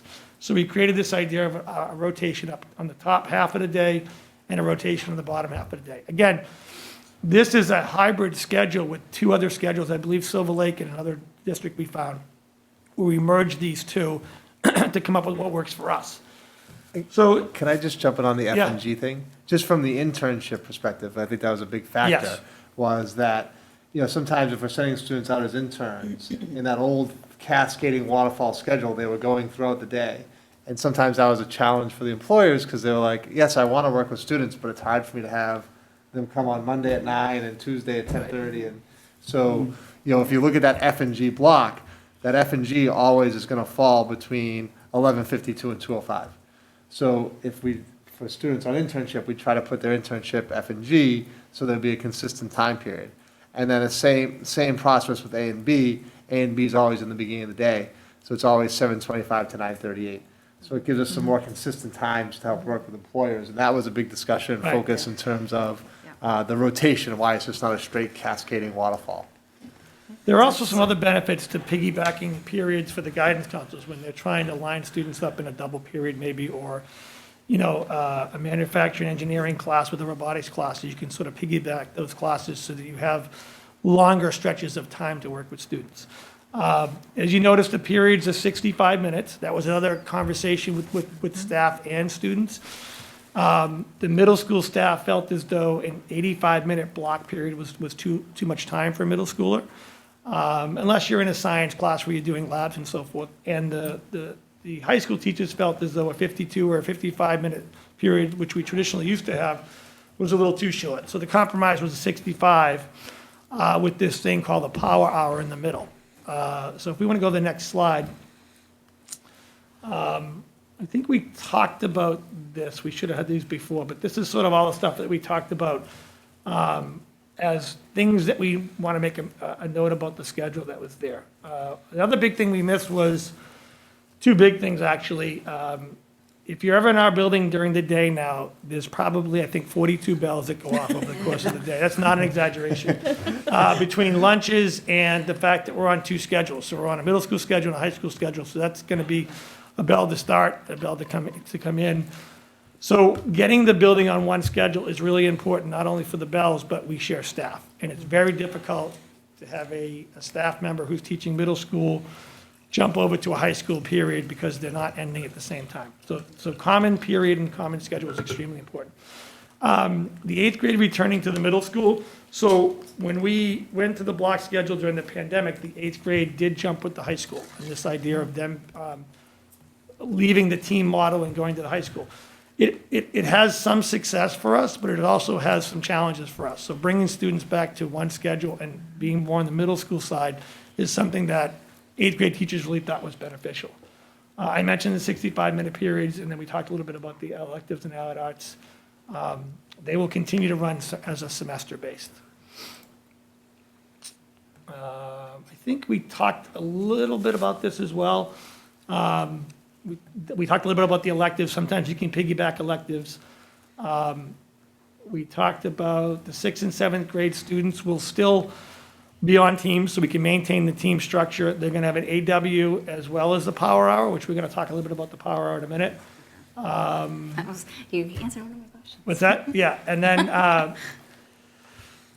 basically, one of the big benefits of this schedule for our staff is that they're going to have additional prep time. or collaboration time. So ultimately, you'll see when we show you some sample schedules, the teachers are going to get 10 periods of non-teaching time within a 7-day cycle. And within those times, they'll have prep time, which they're required by the contract, but they'll also have collaboration time, which is an opportunity to work with another member of your department or within your grade level. Ready to go? So here's a couple, we're going to go through a couple of quick sample schedules. This is a sample high school schedule. So if I'm teacher on day 1, you have a prep period, period 1, you're teaching periods 2 and 3, there's a power hour period, and then you're teaching the second half of the day. I'm not going to go into power hour yet. I'll explain that as we get to that slide, but there is this period of time in the middle of the day, which is an hour long, where there's a ton of flexibility for both students and staff. We could go to the next one, or? Yeah. Another sample schedule for a high school teacher. You'll notice that we've identified prep and collaboration, and if you follow through the rotation, you're going to see that these things rotate out. So if you look at day 3 in this schedule, the teacher has a prep period, which is required, and then they have a collaboration period, which they will hopefully, guidance is going to try to line them up with either somebody within their department or somebody within their grade level as they design the schedule. So that's a double opportunity that day. But on day 4, they lose both, and it'll get made up in the power hour, which we'll describe. And then you'll notice on day 1, 2, and 7, either the collaboration or the prep rotates out. And if you lose your prep, you would just use your collaboration time. So again, it's increasing the number of opportunities to work independently or with another staff member. So that's 10 opportunities versus our old schedule, which really only had 7. Here's a sample middle school schedule. They continue to have their AW period, which is the academic workshop that they've always had, but they still have that power hour embedded in. So looking through that, you can kind of see the same thing. Some days the preps drop out, some days the collaboration drops out, and so forth. Some sample student schedules. So this is a sample of a freshman year. They have their required courses, English, math, history, science. In this situation, there's a foreign language at the last period. But you can look at the drop. Those drops would then rotate back in. So a lot of student opportunity for classes. That was the whole point of going back to a 7-period day. It's giving more opportunities for the electives that we've been building with the pathways. Same thing with the sample sophomore schedule. And I think we've got a junior and a senior. The things you're looking at really is that you'll see that there's more opportunities for electives as they get further along their high school track because their requirements, they're meeting their requirements. So by their senior year, we're hopefully going to have students in these double period internships. They're working in the industry in which they've been sort of creating their pathway. And there's just a lot of opportunity as you get further along that track. Sample middle school schedule are pretty similar to that freshman year. There's a lot of opportunities in those. You get 2 periods of your electives, your allied arts. There's some special ed information in there, and AWs and so forth. Any questions on any of the schedules before I get to the power hour concept? Where is the lunches built in? Power hour. That's why I felt like I was probably jumping ahead, but I've been making to ask. So the concept of power hour, people call it flex periods, some people call it like, a Crusader period, you'll name it after a mascot. It's really a period of time in the day which you have some opportunity, you can read the slide, where you have flexibility. And a lot of schools do it around this concept of providing extra opportunity for students. It's really kind of like a tiered model, like an RTI model, where if you're a student that's in good standing, you're academically strong, and you've met all your commitments, you may use this time to get involved in a club, maybe get some extra help, just get ready to do your homework. I mean, for some kids, they're so busy after school, whether they're working, they're playing sports, they're in AP classes, they could use this time however they want. So for high school kids, there's a lot of flexibility. In terms of lunch, there's flexibility. So during this hour-long period, they can choose when they decide to have lunch. and then they can choose the other half of their time being involved in an activity. The second sort of level to this is students that need the extra help. They're a little bit more sort of focused on getting the extra help. It's for those students who don't typically stay after school or can't stay after school. They'll use this time as their after-school time. So they're getting extra help, they're making up quizzes. Some of them may have to service, some sort of discipline, but this time is being used to help support them in some ways. There's just sort of a list of things on there that you could be doing during that time. But one thing to note is there is something called MyFlex Learner, I believe it's called. It is a scheduling program. So the way this would work is you have a 7-day power hour rotation. So every 7 days, you get to pick the next 7 days. So if I am a freshman or sophomore in high school, and on day 1, I go to my advisor. So every student will have an advisor where they report to on day 1. It'll be like a homeroom during the middle of the day. And during that time, the students would select whatever offerings they're going to have over the course of the week. And it's up to the teachers and maybe administrators or people in the building to offer things. So I may decide I'm going to offer a chess club, and I'm going to put it on this MyFlex planner, and students can sign up for it. All the signups happen on a Monday. They get linked into the Aspen account, and then students are required to go there. So I may say on the second half of the day, and we'll show you some sample schedules, on the second half of my power hour, here's an example of a teacher's schedule. So if I'm the one offering chess club, I get my 25-minute lunch, but for the other 35 minutes, this is what my schedule looks like. So I have put forth on day 1, it's my advisory, I'm meeting with my kids, we're signing up, but the rest of the week, I'm offering extra help, test, makeup, and quizzes. I'm running a club, I'm running the recycling club, extra help. I'm letting kids eat with me on this day, period 6, and then there's a collaboration that I have with some staff. So I've already spelled out my week. This was what a student sample schedule would look like. The student notices getting to pick when he wants to have lunch. They may have lunch first half, second half, but in day 2, this student is going to see Mrs. Calvo. Day 3, they're going to go to an open gym. Day 4, they're having their Stuco meeting. Day 5, maybe extra help with Miss Young. There's an AP boot camp to support kids, and then there's a group of kids getting ready to go for chorus. So a lot of self-selection and a lot of opportunity for students to sort of decide what they need and when they need it. We can also control this a little bit. So if we know we've got a kid who may need something, or we have to give them some sort of consequence for something and they can't stay after school, we may commandeer one of those days to make sure they meet their what's required of them.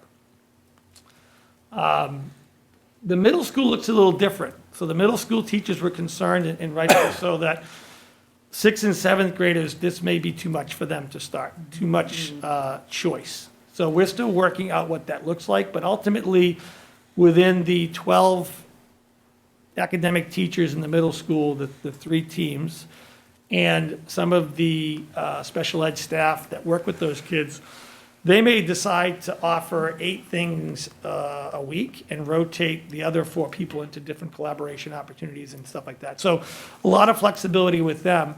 They would have the same process where they would sign up students, but there's a good chance most of what they do would be more club-based and fun activities because they still have their AW. Their AW is still going to be used for that support. That's not to say that they couldn't, but there's a lot of flexibility, but it's going to be somewhat controlled. They wouldn't have a lot of choice in lunch either. We would actually run a 6th grade lunch. We're hoping to run a 6th grade lunch and a 7th grade lunch. So that time is locked in. They're with their peers in the cafeteria. So why power hour? If we go back to that just for a minute, I think these are the big things. It gives students a break in the middle of the day. We've seen that with some of the mass breaks and some of the other schools doing these breaks. It's like a recess for the older kids, and it gives them choice, it gives them some freedom, and it gives them a break. It really was designed, Mr. Martin, we used to work at Monomoy, he's kind of brought this concept to us. We have had a few staff members go down and observe it in Monomoy. We're going to have a second wave of teachers heading down to Monomoy to check it out. They designed it and built it off a model from Florida. A school in Florida was the first one to do this. to my knowledge, and they did it for the extra help piece. So a lot of their kids were struggling. This was an opportunity to get to these kids during the day. They didn't stay after school, and they did it mostly based on extra help and support. It evolved into opportunities for students. Like if I run a club and there's not a lot of kids that can stay after school and don't join my club, I may offer the club one time a week during the cycle. It'll increase participation and hopefully students will get more involved. A lot of opportunity during the power hour to do some positive school culture stuff, whether we do assemblies or activities. And then really looking to build that teacher, sort of this SEL, this concept of building relationships and teacher connections. You're going to have your own group of about 12 to 15 kids that you are sort of managing during the middle of the day. Your advisory group. So you're meeting with them every Monday. You're checking in for that 45 minutes or 35 minutes, and then together you're building your plan each week. Again, the choices change each week, depending on what's being offered by the building.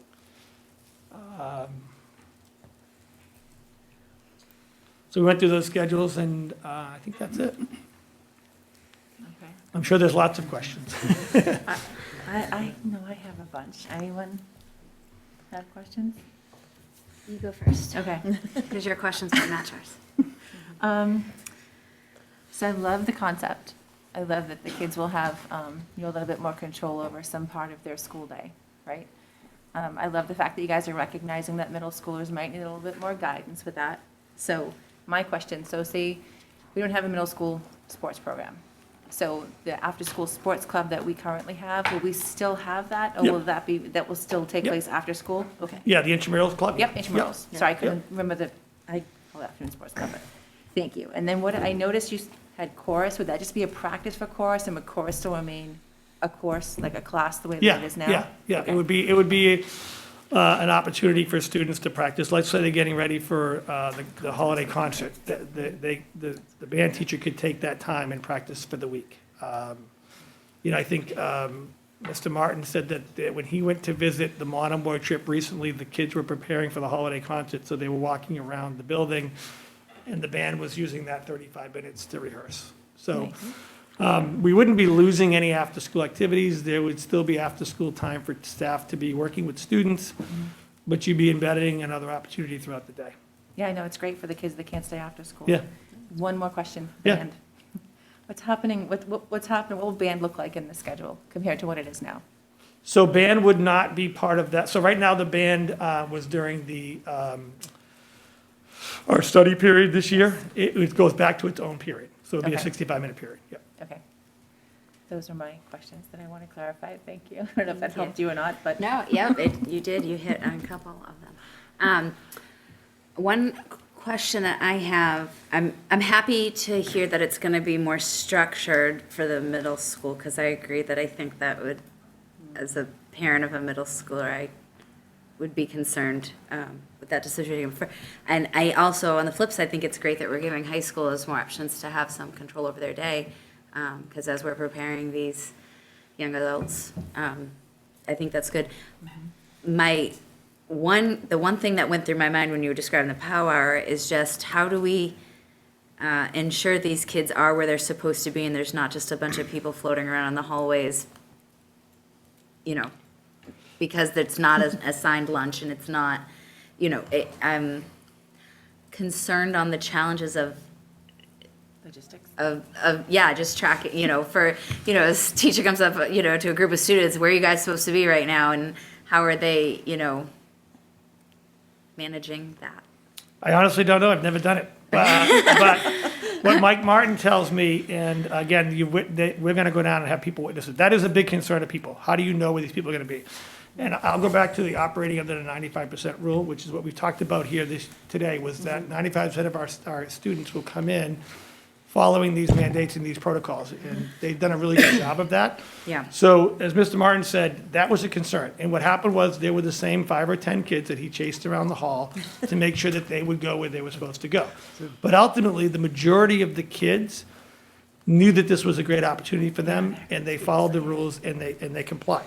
The tracking is going to be all done through that MyFlex thing. So if I'm offering a group, if I'm offering a program, again, I'll go back to chess. I've never played chess. I don't know how to play chess. But if I offer a chess club, I have 10 kids that I need to make sure are there. And if they're not there, you call the office and say, we're missing 2 or 3 kids. And it's going to take some time, obviously, to get the kids used to it. But his experience, I think when Mr. Martin did this in Monomoy, they thought the same thing. But the kids kind of fell in line, and they respected the opportunity, and they didn't take advantage of the opportunity. Some will. Everyone, there's going to be some that do that.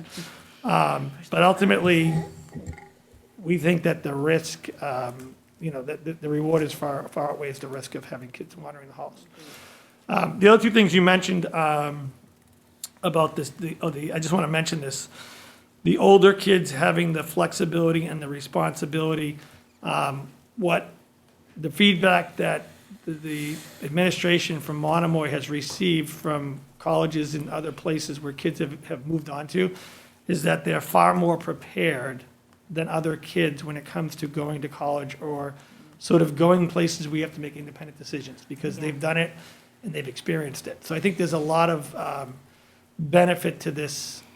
Like, there's some risk that they may not go where they want, but they learn to be independent and they do these things more frequently through this experience. And then, the middle school, the Power Hour has really been designed, it was designed for high school. There's no question about that. But there are more and more middle schools, and I can share an article that Beth Reardon had shared with us. There are more and more middle schools that are trying to go to this concept, and they're adapting it to meet the middle school. So definitely worth us, for us, it was definitely worth us implementing 6 and 7, because we see the benefits, but we're going to have to modify it as we dive into this. Yeah. I will say that one concern that I heard from a lot of, I was never a fan of the block schedule because I didn't like that, kids weren't necessarily getting English all year round, and, those other core subjects. But one concern that I've heard, feedback I've heard is that the one benefit to block scheduling is that it's allowed kids to focus more and they've had less homework because they don't have a full course load. They have only half their classes and they were concerned switching back. But I feel like this kind of semi-addresses it because where there's 2 classes dropping each day, that's 2 classes that you potentially aren't having homework that day. So it still might be a little bit more, but it's not. I feel like this is kind of like a happy medium. I just wanted to make that comment. What is the feedback from staff on this? I'm just curious. Right. I think people are excited to do it.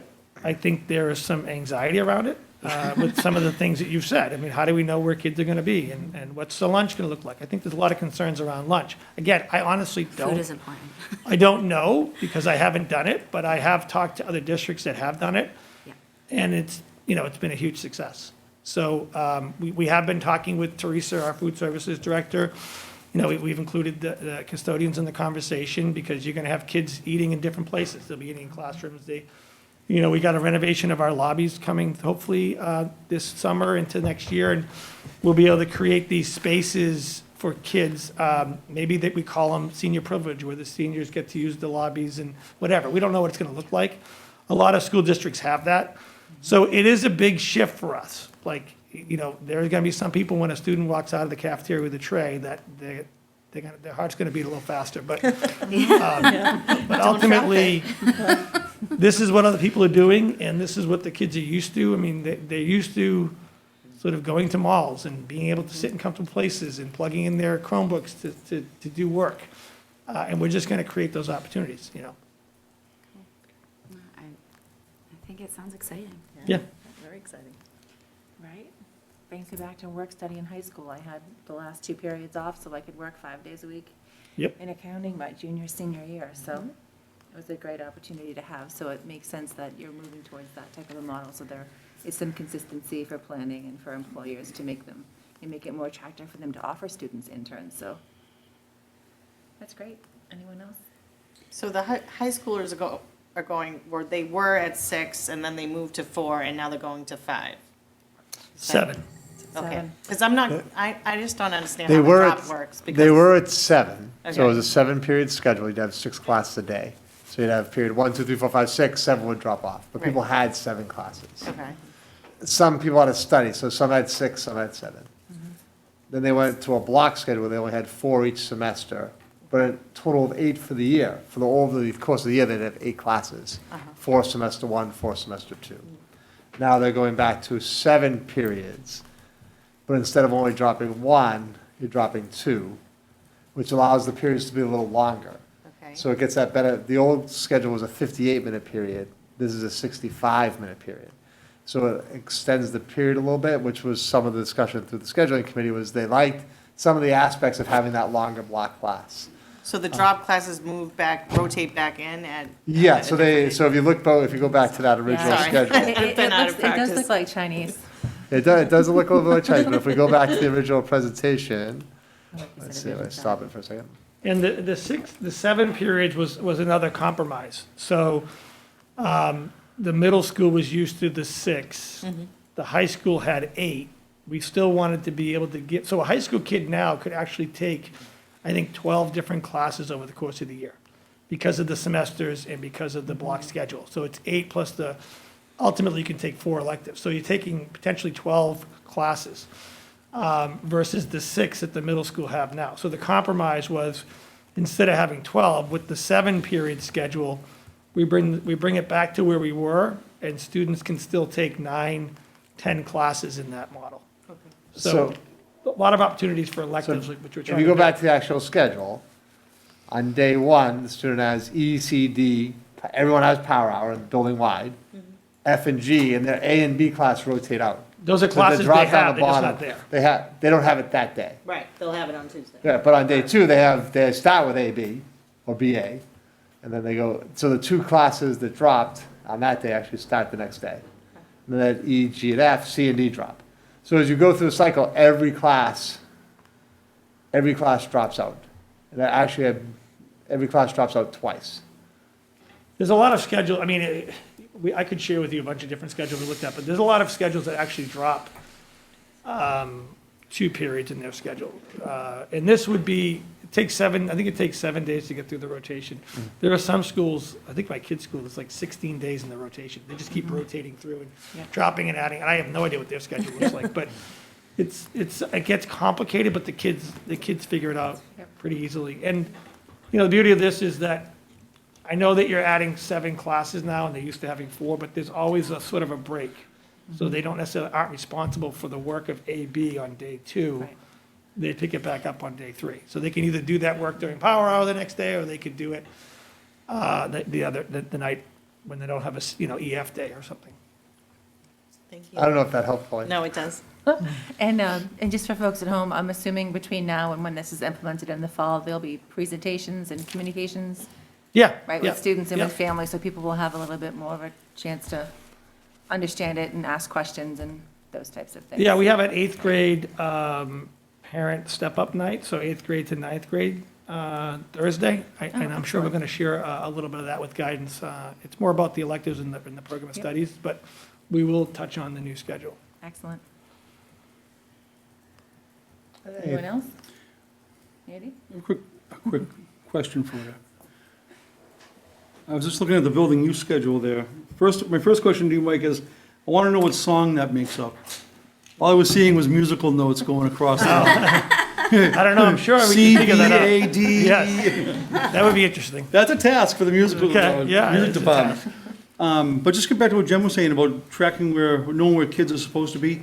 They're going to be required to sign up, so you'll know if, will the teacher have to report in if someone doesn't show up? Because Yeah. go over the list who's supposed to be there, right? So there's a program, I think it's called My Flex Learner, I had mentioned it earlier. It's actually like it's an attachment to Aspen, and Aspen is our student information center. So all of our attendance runs through Aspen. So this program, I believe, this is what Monomoy uses, allows us to attach this, essentially another class to your schedule, and we can edit it with the students. So basically what will happen on Monday, we'll open up the sort of the portal, and students can log in and see what the offerings are, and they sign themselves up, and the advisor will sign themselves up. So at the end, on Tuesday morning, it'll produce class rosters for every single one of those activities. So a teacher would then look at their class roster and say, okay, I've got 2 kids for extra help.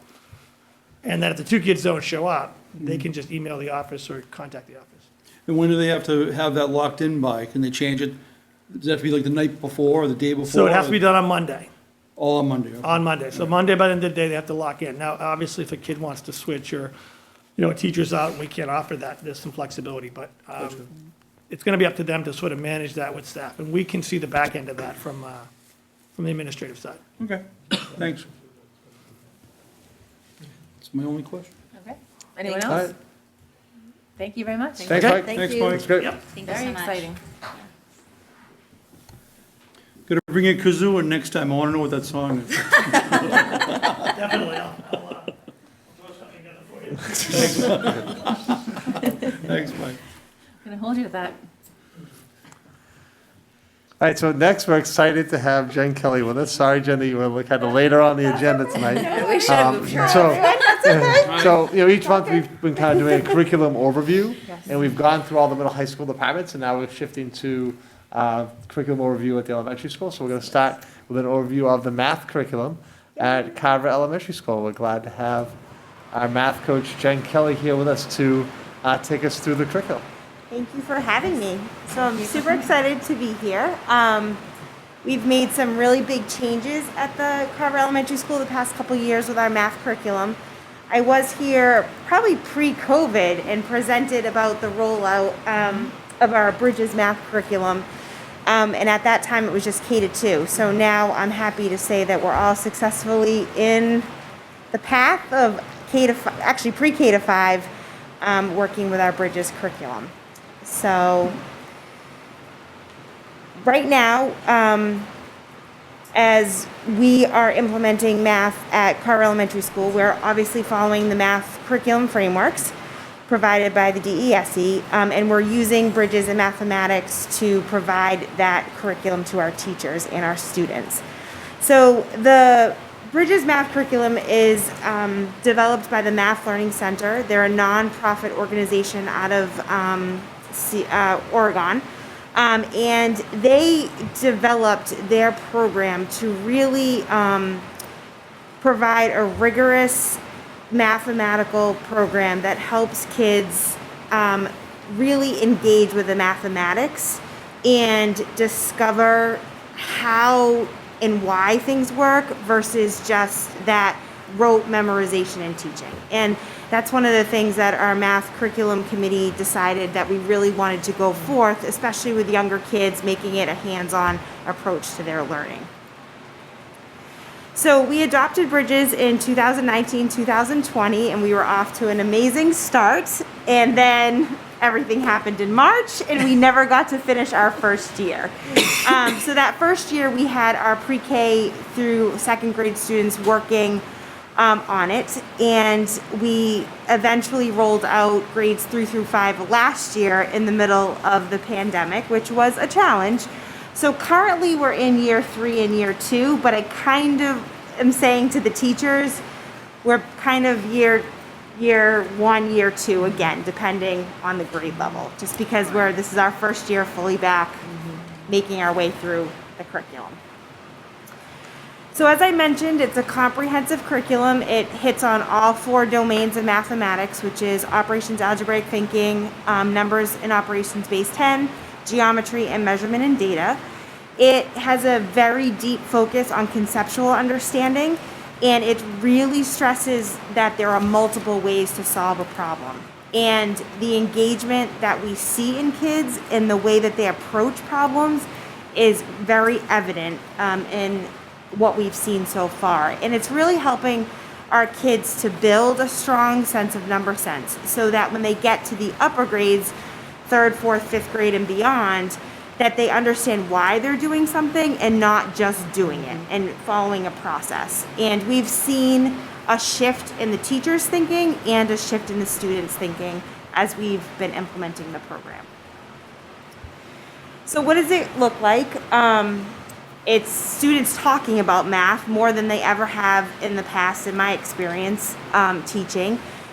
They're explaining their thinking, they're asking questions, they're looking at problems in different ways, they're testing things out, they're exploring things, they're playing games. There's so many things that are included in their investigations that it really brings a sense of the whole learner to mathematics, and they're not just passive, they're really actively engaging in what they're being asked to do, even at the preschool level.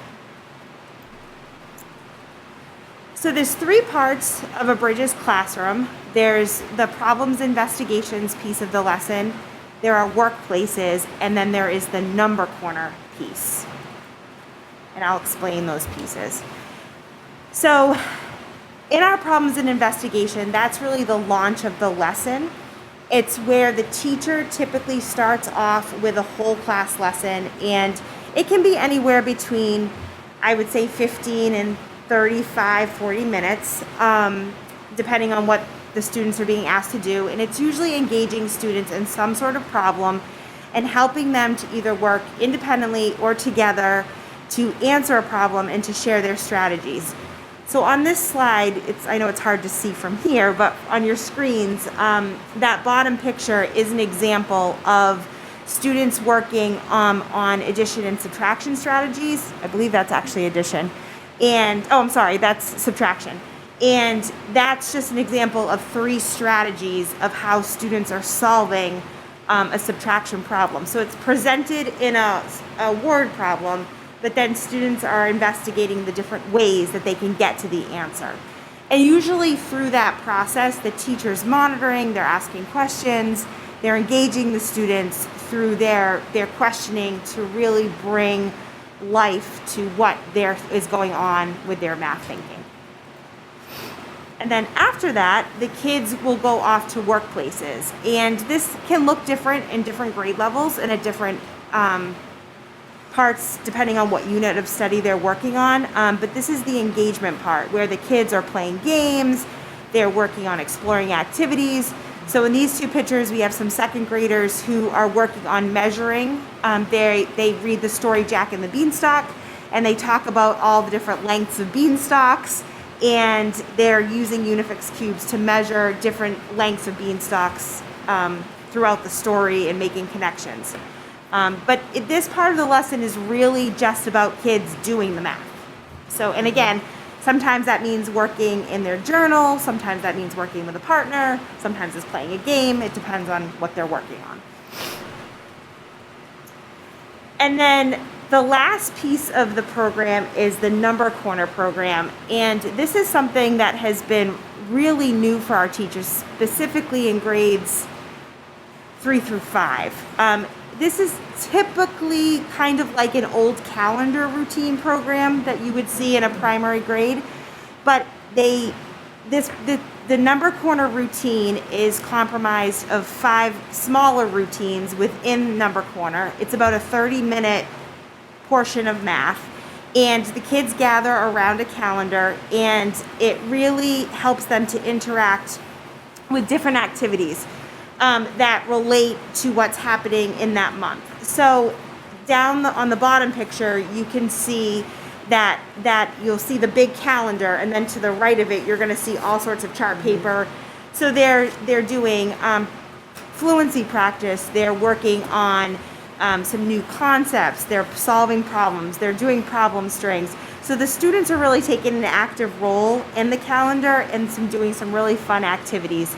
And that's a picture of our 1st grade class participating in Number Corner. So I just wanted to share one example of Number Corner. So this was actually last Friday. I went to visit a 1st grade classroom, and part of the Number Corner routine is that the kids are asked to represent the 98th day of school. So these children showed their thinking of how they would get to the number 98. And you can see the variety of different thinking in these children. And it truly is amazing. And I tried to get some videos, but sometimes the kids are going so fast because they're so excited that I couldn't get the right video. But this was the procedural fluency part of the lesson. But then the calendar part of the lesson was all about shapes. And 1st graders were using the word like vertices and congruent. And those are words we typically wouldn't have heard until 4th or 5th grade. And they understand them. They're not just saying it like because the teacher's saying it. They really truly understand what it means to have two congruent shapes. That's awesome. It's pretty amazing. So we are using the data that we are collecting from Bridges and Number Corner in our monthly assessments, and we're using a program this year called Forefront. And Forefront is a data collection system that allows the teachers to go in and put the data into a database that helps us to see where the kids are falling on the standards for that grade level. And it's allowing us to identify which students who are struggling, which areas we're struggling in with it as a district, as a grade level, and where we might need to put some more emphasis or which students need support. And we're also using the Bridges data and Number Corner data in conjunction with our NWEA data to help us really identify where kids' strengths and weaknesses are. And we use that data to help us provide math intervention. So fortunately, Bridges has a very strong math intervention program that is supporting what's happening in the Bridges curriculum. So if a student is struggling with concepts, we can provide them with a very similar program that is going to help them gain some skills that they may have lost, to provide the gaps to help fill in those gaps to help them when they go back into the classroom.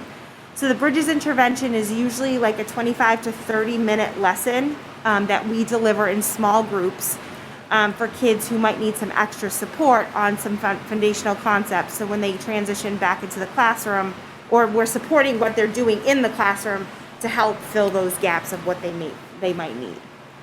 And again, it's very hands-on. It's very interactive. It's all skill-based. Right now, we have 3 full-time math paras who are supporting our math intervention, and that's supported by our Title I grant.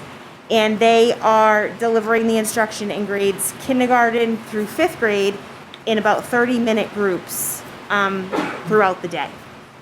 Motion.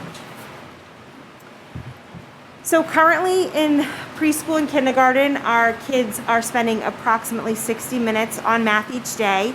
In the upper grades, grades 1 through 5, they're spending 90 minutes of math a day. Typically, that's a 60-minute Bridges lesson and then a 30-minute Number Corner lesson. Just to be clear, that lesson isn't always a full 90 minutes. Sometimes teachers will break it up. They'll do Number Corner in the morning, then they'll do Bridges in the afternoon, or vice versa. And then, like I said, we have a 30-minute math intervention block.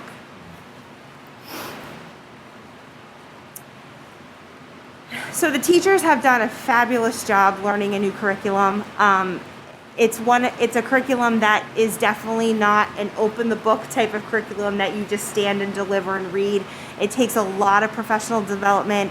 It's taken our teachers a lot of time to shift their own thinking, which I think has been awesome to watch. So we have provided them with professional development through the Math Learning Center so all the teachers were trained in the curriculum. And then part of my role is to support those teachers as they are implementing the curriculum in their classrooms. So I support them in a variety of different ways in the coaching cycle, working with teachers for the planning, co-teaching. I will go in and model lessons, work with students. I will help them assess students, or if they have concerns about students, I can observe them and give them feedback. I also work to provide some small group instruction when they need it, and I'm coordinating the math intervention support system that we have in place. So our teachers, like I said, have been really receptive. There's just a couple quotes that I have, and this is another example from a first grade teacher about how many ways that they found the number of days in school, which was 86. So you can see in first grade they're doing multiplication. So this is Erin Shanahan. Bridges facilitates and fosters more opportunities for students to explain their thinking. Students are being taught a variety of math vocabulary words that they're able to use in their daily math discussions. The games and activities are highly engaging. Karen Garrity in second grade. My second grade class is enjoying the Bridges program, and I can see their mathematical knowledge growing each day. Bridges uses exploration as a way to build on each student's critical thinking. Each day provides many hands-on opportunities for them to explore, investigate, and discover key skills and concepts. The program is engaging, and often the students don't want the lessons to end because they enjoy them so much. As this is my first year using this program, I'm greatly looking forward to seeing how much my students will progress in math by the end of the year. And it's interesting, I've had so many teachers say to me, like, I could teach math all day, because that's like the hard part. The teachers need to know when to stop, because the kids could just keep going and going. And then Kim Doherty, another first grade teacher, said that she wanted to share to see what was going on. So if you look at the last problem, again, of how many different ways a first grader can get to 10 in the month of December, which is pretty amazing that, you know, some of these kids are coming in and not having a strong number sense foundation, and that they're able to come up with all these different ways. So that's it. Thank you very much. You're welcome. Thank you very much. Does anyone have any questions? I'd just like to say my third grader loves math, and it's interesting or fascinating to see all the strategies she's using. And you know, I'm asking her how she gets to something, and my mind's just blown. And I can even remember when we were remote, hearing the different strategies that they were teaching. And I think it's really interesting because, you know, we used to just line up the numbers and go down the row and tally them up, and now they're thinking about the hundreds and the tens and the ones and putting it all together. So I love Bridges. Oh, I'm glad to hear that. And it is it is tricky for parents, because it's definitely a different way than I was taught. It's definitely a different way than we were. I'm not trying to show her any of my strategies. Just let her know the answers. Well, it's funny because my daughter's in second grade, and when she asks us for help, I'm sitting there, I think I'm only confusing her more at this point. And she was part of Title I. She worked with you earlier in the year and has already moved on and is doing fantastic now. So I really appreciate this presentation, because I've been dying. She tells me about numbing quarting. I had no idea what number was. So I really appreciated this. Thank you very much. Excellent. Of course. I do have a quick question. I know, you know, there's always, you know, you see on the internet stuff, the memes about like Common Core math and how it doesn't make sense. And so I'm curious how Bridges does, I mean, I think the whole, correct me if I'm wrong, I think the whole point is supposed to bridge sort of the traditional way, and the whole point of Common Core was to get people to think outside the box and think of other ways to help you to be able to do math. And so it's sort of bridging those two very different concepts. But can you just speak to that a little bit and how it's... So just to clarify too, those traditional ways of solving problems are still there. They're still, for example, I was teaching in fourth grade classroom last week, and we taught the traditional algorithm for addition. But prior to teaching that traditional algorithm, we taught 5 other ways. Right. And what we say to the kids is, yes, this is the traditional way, and yes, you're going to get the answer, but it might not always be the most efficient way. Like, it seems efficient because you can go through the process, but we really want kids to start looking at that whole number and not just a 2 that's actually a 20. And so it is bridging that thinking and helping kids to be flexible with the way they solve problems, and know that there's not just one way to answer a problem. The traditional way is always going to work, and it's going to get you there, but it might not make sense. And I think that's really what Bridges has done so well, is that it has developed kids to be flexible with their thinking and develop problem solvers. And I always tell kids all the time, like, you can solve all the math problems on the page, but you might not ever be able to solve the problem. And because they don't approach it that way. And I think that's what Bridges does. And I think that's where they take that old math and the new math, and they help to bring it visible for kids to be flexible. I do think it's really helpful too, because, you know, I'm dealing with it with my 6th grader. Sometimes, you know, we're you know, working out, you know, these, you know, fraction problems, and, you know, when I do math in my head, I'll round up to do like an easy, when you have to do like a big subtraction, I'll round up to do the easy math, and then you only have to take 2 away instead of trying to figure out what 92 minus 50 is. I'll go, well, 90 minus 50 is 40. So I do that, and I try to explain to her, and she obviously didn't go through Bridges being in 6th grade, and she's always struggled with math, and sometimes she doesn't get like that bigger picture of why. So I do love that we are instilling this in our kids, and my 2nd grader is a big fan of Number Corner. It's so engaging. I think that's what it is too, is that in the past, that traditional calendar routine, there'd be one person who would sing the days of the week, but this really includes so many kids, and it includes the whole class in that conversation, that I think that's why so many kids like it, because they feel like they can participate and they're not just sitting there twiddling their thumbs. I'm one of those weirdos who thinks math is fun, but I think if we can make math fun for our littles, it's only going to set them up for success in the future. So thank you for helping bring this program to Carver and spearheading it, because I think it's fantastic. Thank you. Thank you for the presentation. That's all. Thank You're welcome. And having such energy after 9 o'clock at night. And I didn't have to teach today, right? So that's true. It's a snow day. Yeah.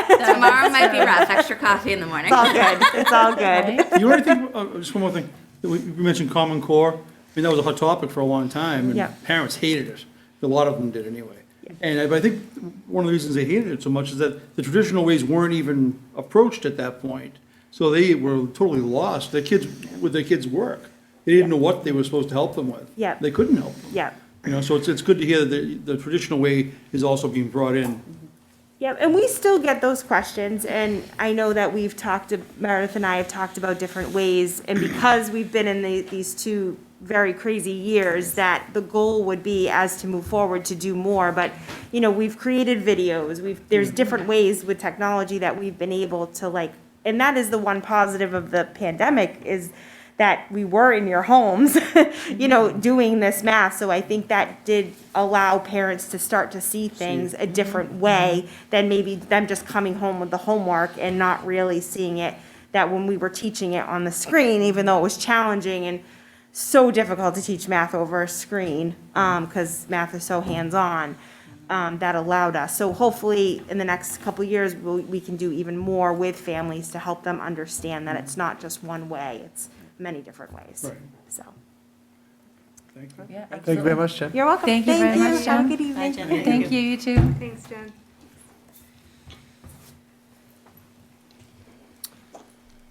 Next up, just briefly show everybody our list of upcoming events for the next couple of months. As always, it's good to see some of these things coming back that we haven't had in the past. And some of these things we talked about last time. So we did a little middle school pathways presentation for 2 days. Then we actually also did a tour for our 8th and 9th graders. So they got a pathways presentation as well as they start to go into the program of studies, talk a little bit about that. So we're already thinking about next year, starting kindergarten screening. 100th day is tomorrow, a little bit behind, unfortunately. We've had too many days off. So that's a little unfortunate, because now the last day of school is June 25th? June 27th. 27th? Monday, June 27th. No, Monday, really? 27th. We went, It did. So that was disheartening. That was a little disheartening. That was a little disheartening this morning. But then we also have we have middle school drama production coming up. We have the elementary drama production coming up, the Jungle Book. So we just have some really exciting things to look forward to over the next couple of months, and we'll just put it up on the screen to show everybody, and we'll make sure it gets out to Kathy Gallerani and the papers, and all these events are publicized. But we always just take a minute just to take a look at them. Excellent. And with that, I'm going to turn it over to Ron. Ron always feels like I'm always the last presentation of the evening. I'm the least exciting. That's not true, Ron. It's very exciting. So Ron will give an overview of where we stand in terms of the FY23 budget. Excellent.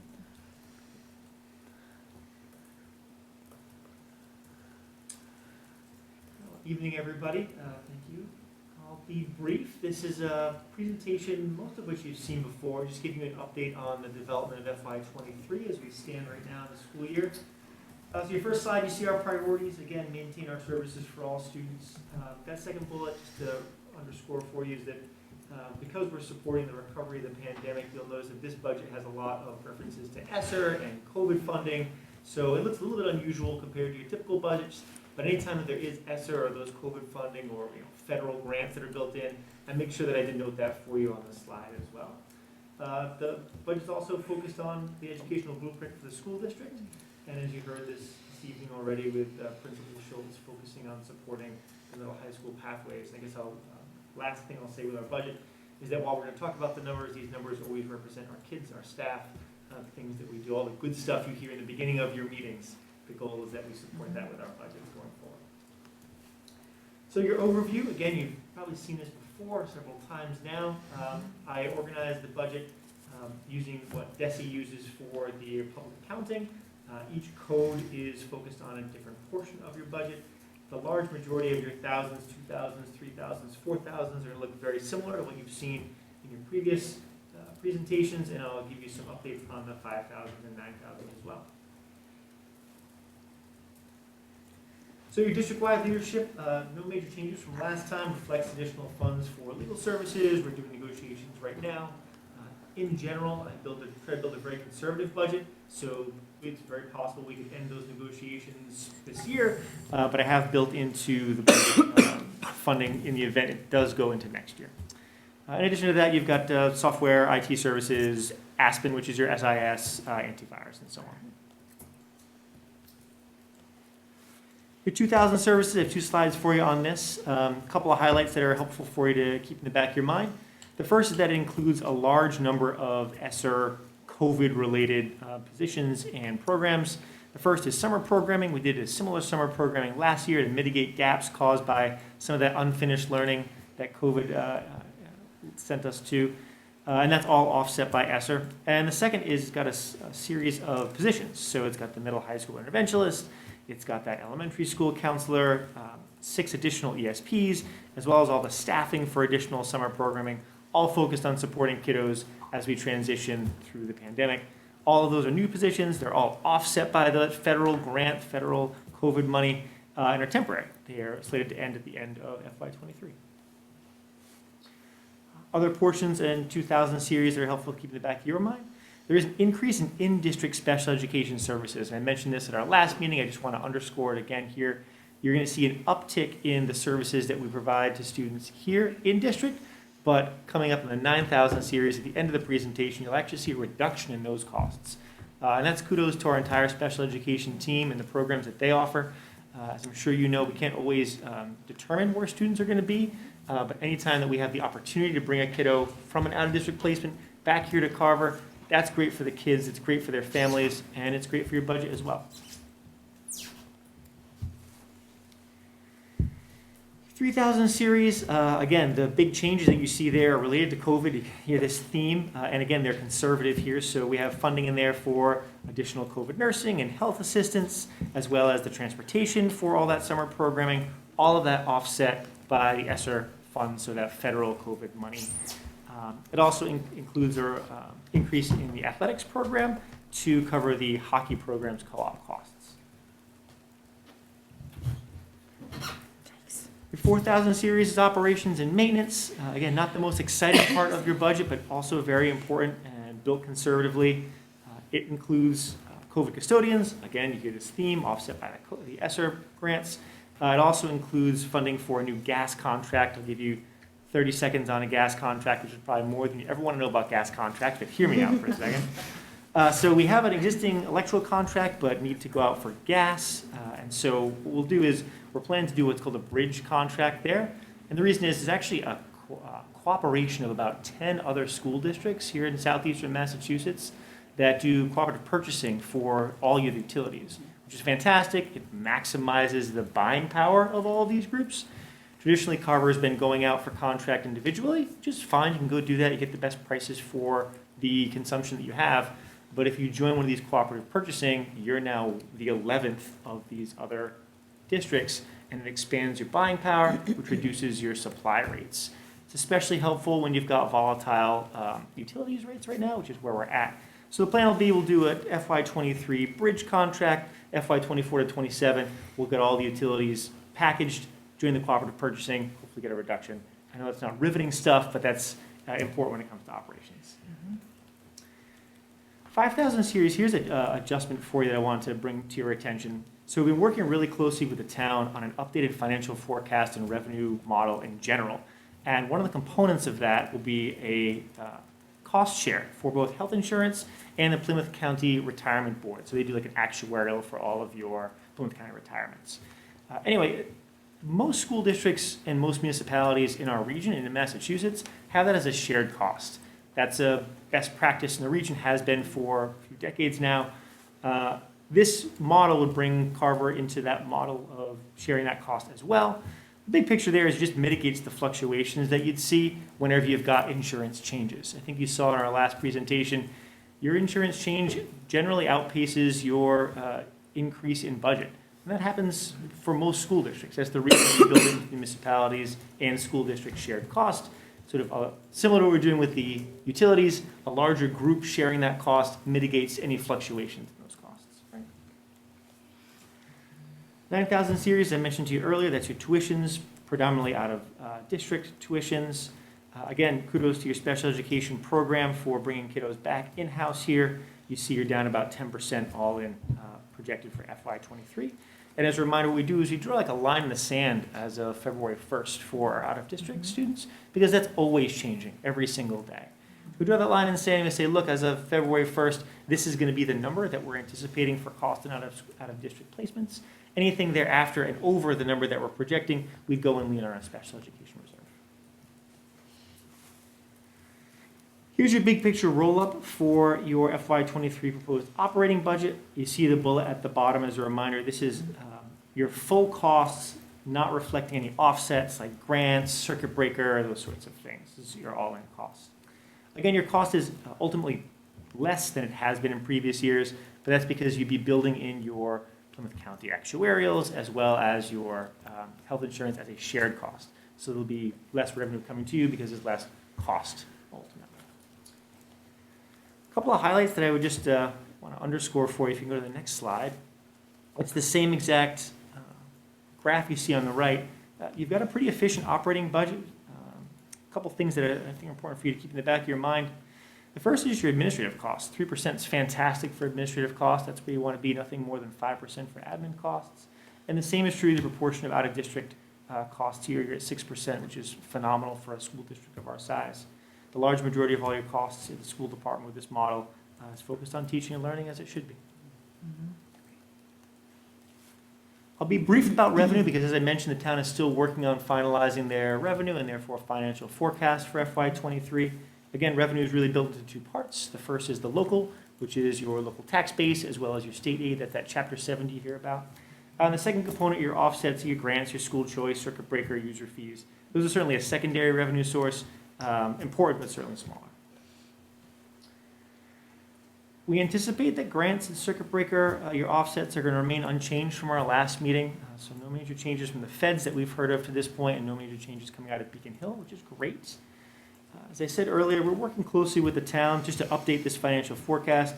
It will reflect Governor Baker's FY23 proposal. So that was January 26th he came out with this proposal. That's a conservative proposal. The past 20 years in Massachusetts, the governor's proposed budget has served as the floor for the state's budget, not the ceiling. So again, just another layer of conservative development when it comes to our FY23 budget development. As I mentioned, the model also includes the Plymouth County and the health insurance as a shared cost, which is consistent with the forecasting for Southeastern Mass for sure. We're awaiting final approval on that financial forecast. We expect that the FinCom and Board of Selectmen will be taking that up on the 1st of March. So once the final financial forecast is approved, we'll be able to finalize a budget and one that the committee can vote on, assuming that the financial forecast is approved as presented, as developed, and assuming the offsets remain the same. What you see here, the FY23 operational budget presented today, would serve as a balanced operational budget for you. And with that, a little bit of any questions you might have. Excellent. Thank you, Ron. Does anyone have any questions? Jen? What is the date of the meeting again, where the, I believe it's the 1st of March. Okay. It's that Tuesday. Yeah, Tuesday, March 1st.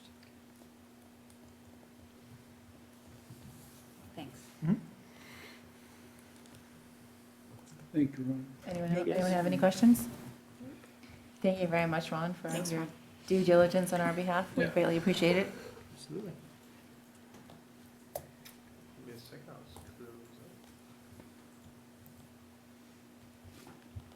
I think that's all that we have for this evening. Great. That brings us to reports from the school committee. Who would like to go first? Okay. Do you want to go first? No, go ahead.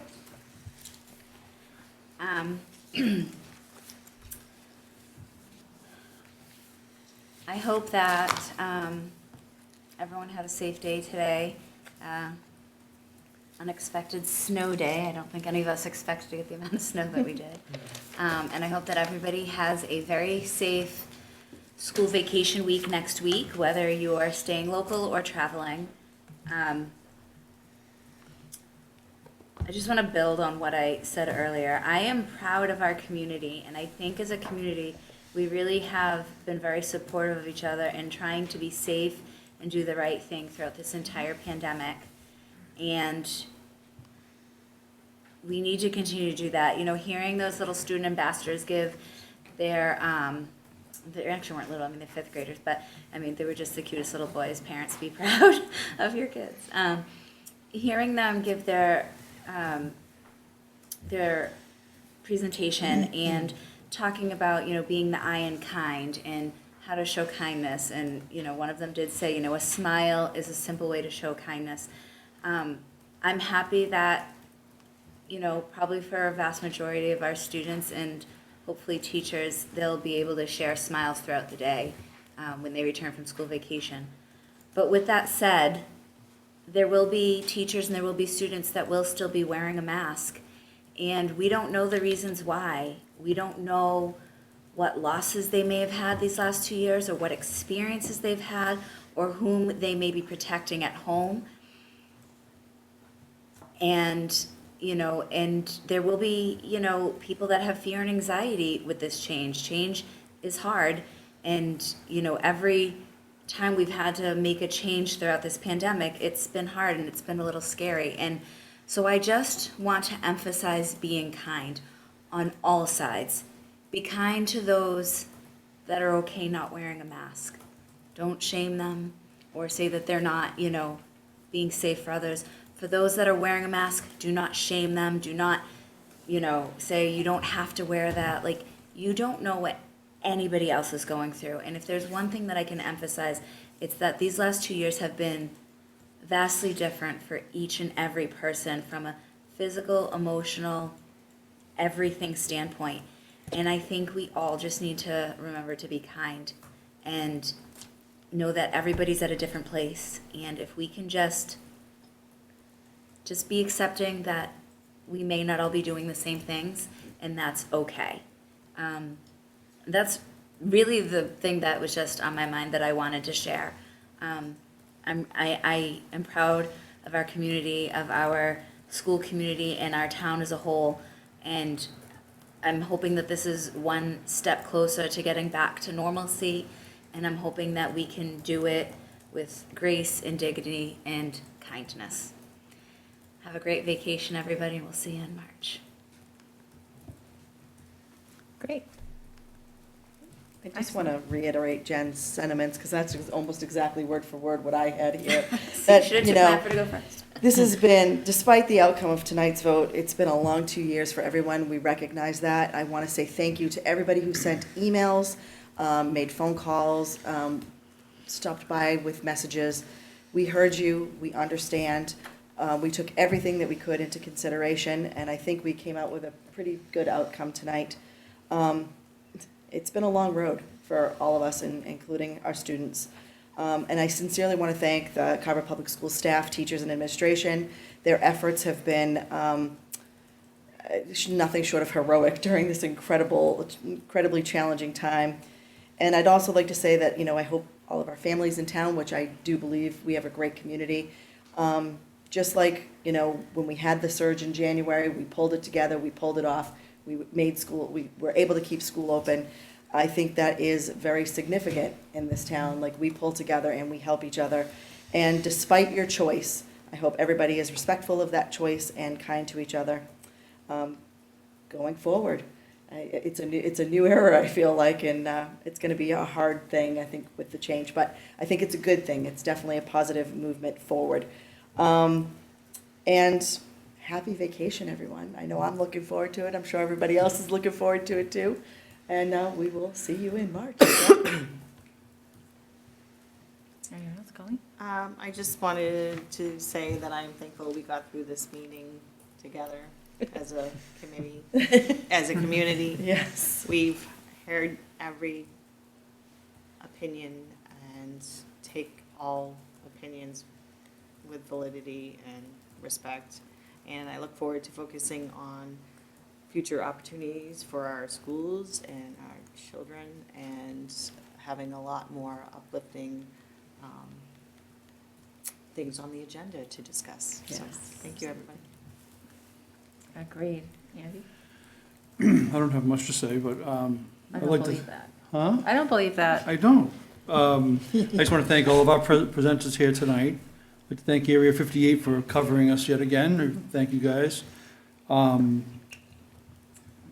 yeah, COVID seems to dominate everything in the last 2 years, but there are a lot of good things that we've all saw here tonight that isn't about COVID, and that's the stuff we need to get back to. Tonight, we took a step again to get back to normal, right? And people always say we want to get back to normal. Well, you have to take the steps to get there, and we did that tonight. And hopefully, like you said, I really agree with all your points about not giving anybody a hard time or a problem or bullying anyone because of a choice they made.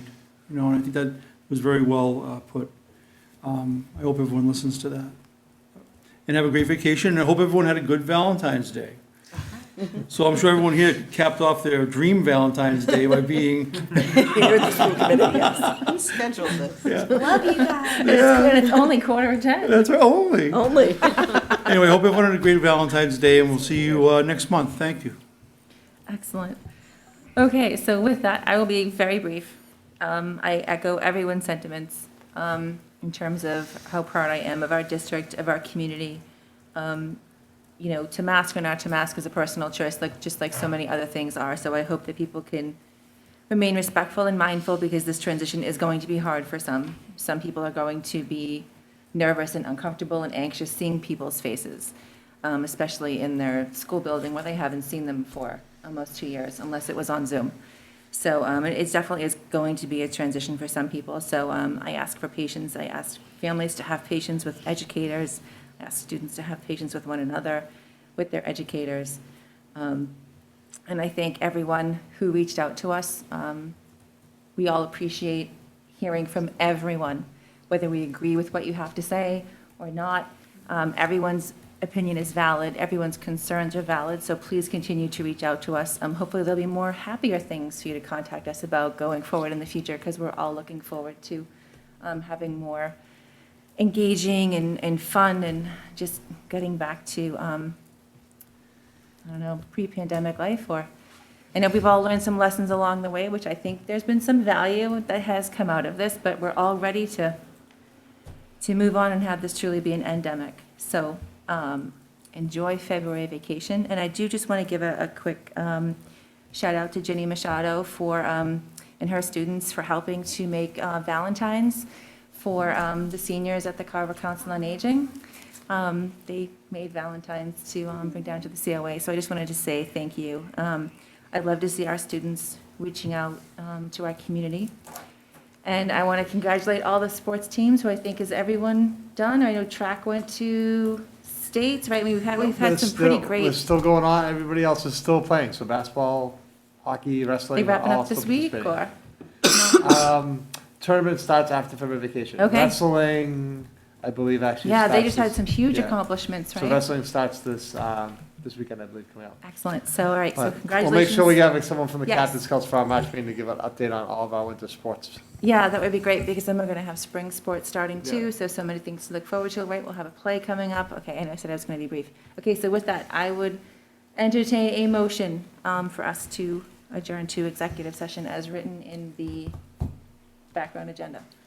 I'll make a motion that we adjourn regular session and move to executive session to discuss strategy with respect to collective bargaining with union personnel, and to conduct strategy sessions in preparation for negotiations with non-union personnel and not return to open session. I will second. All right, we have a motion and a second. Roll call vote. Kelly Mimi, aye. Andy Cotterelli, aye. Jenny? Jennifer Pratt, aye. Colleen Zanuski, aye. Stephanie Clarity, aye. Our meeting is adjourned at 9:49 PM. Thank you, everyone.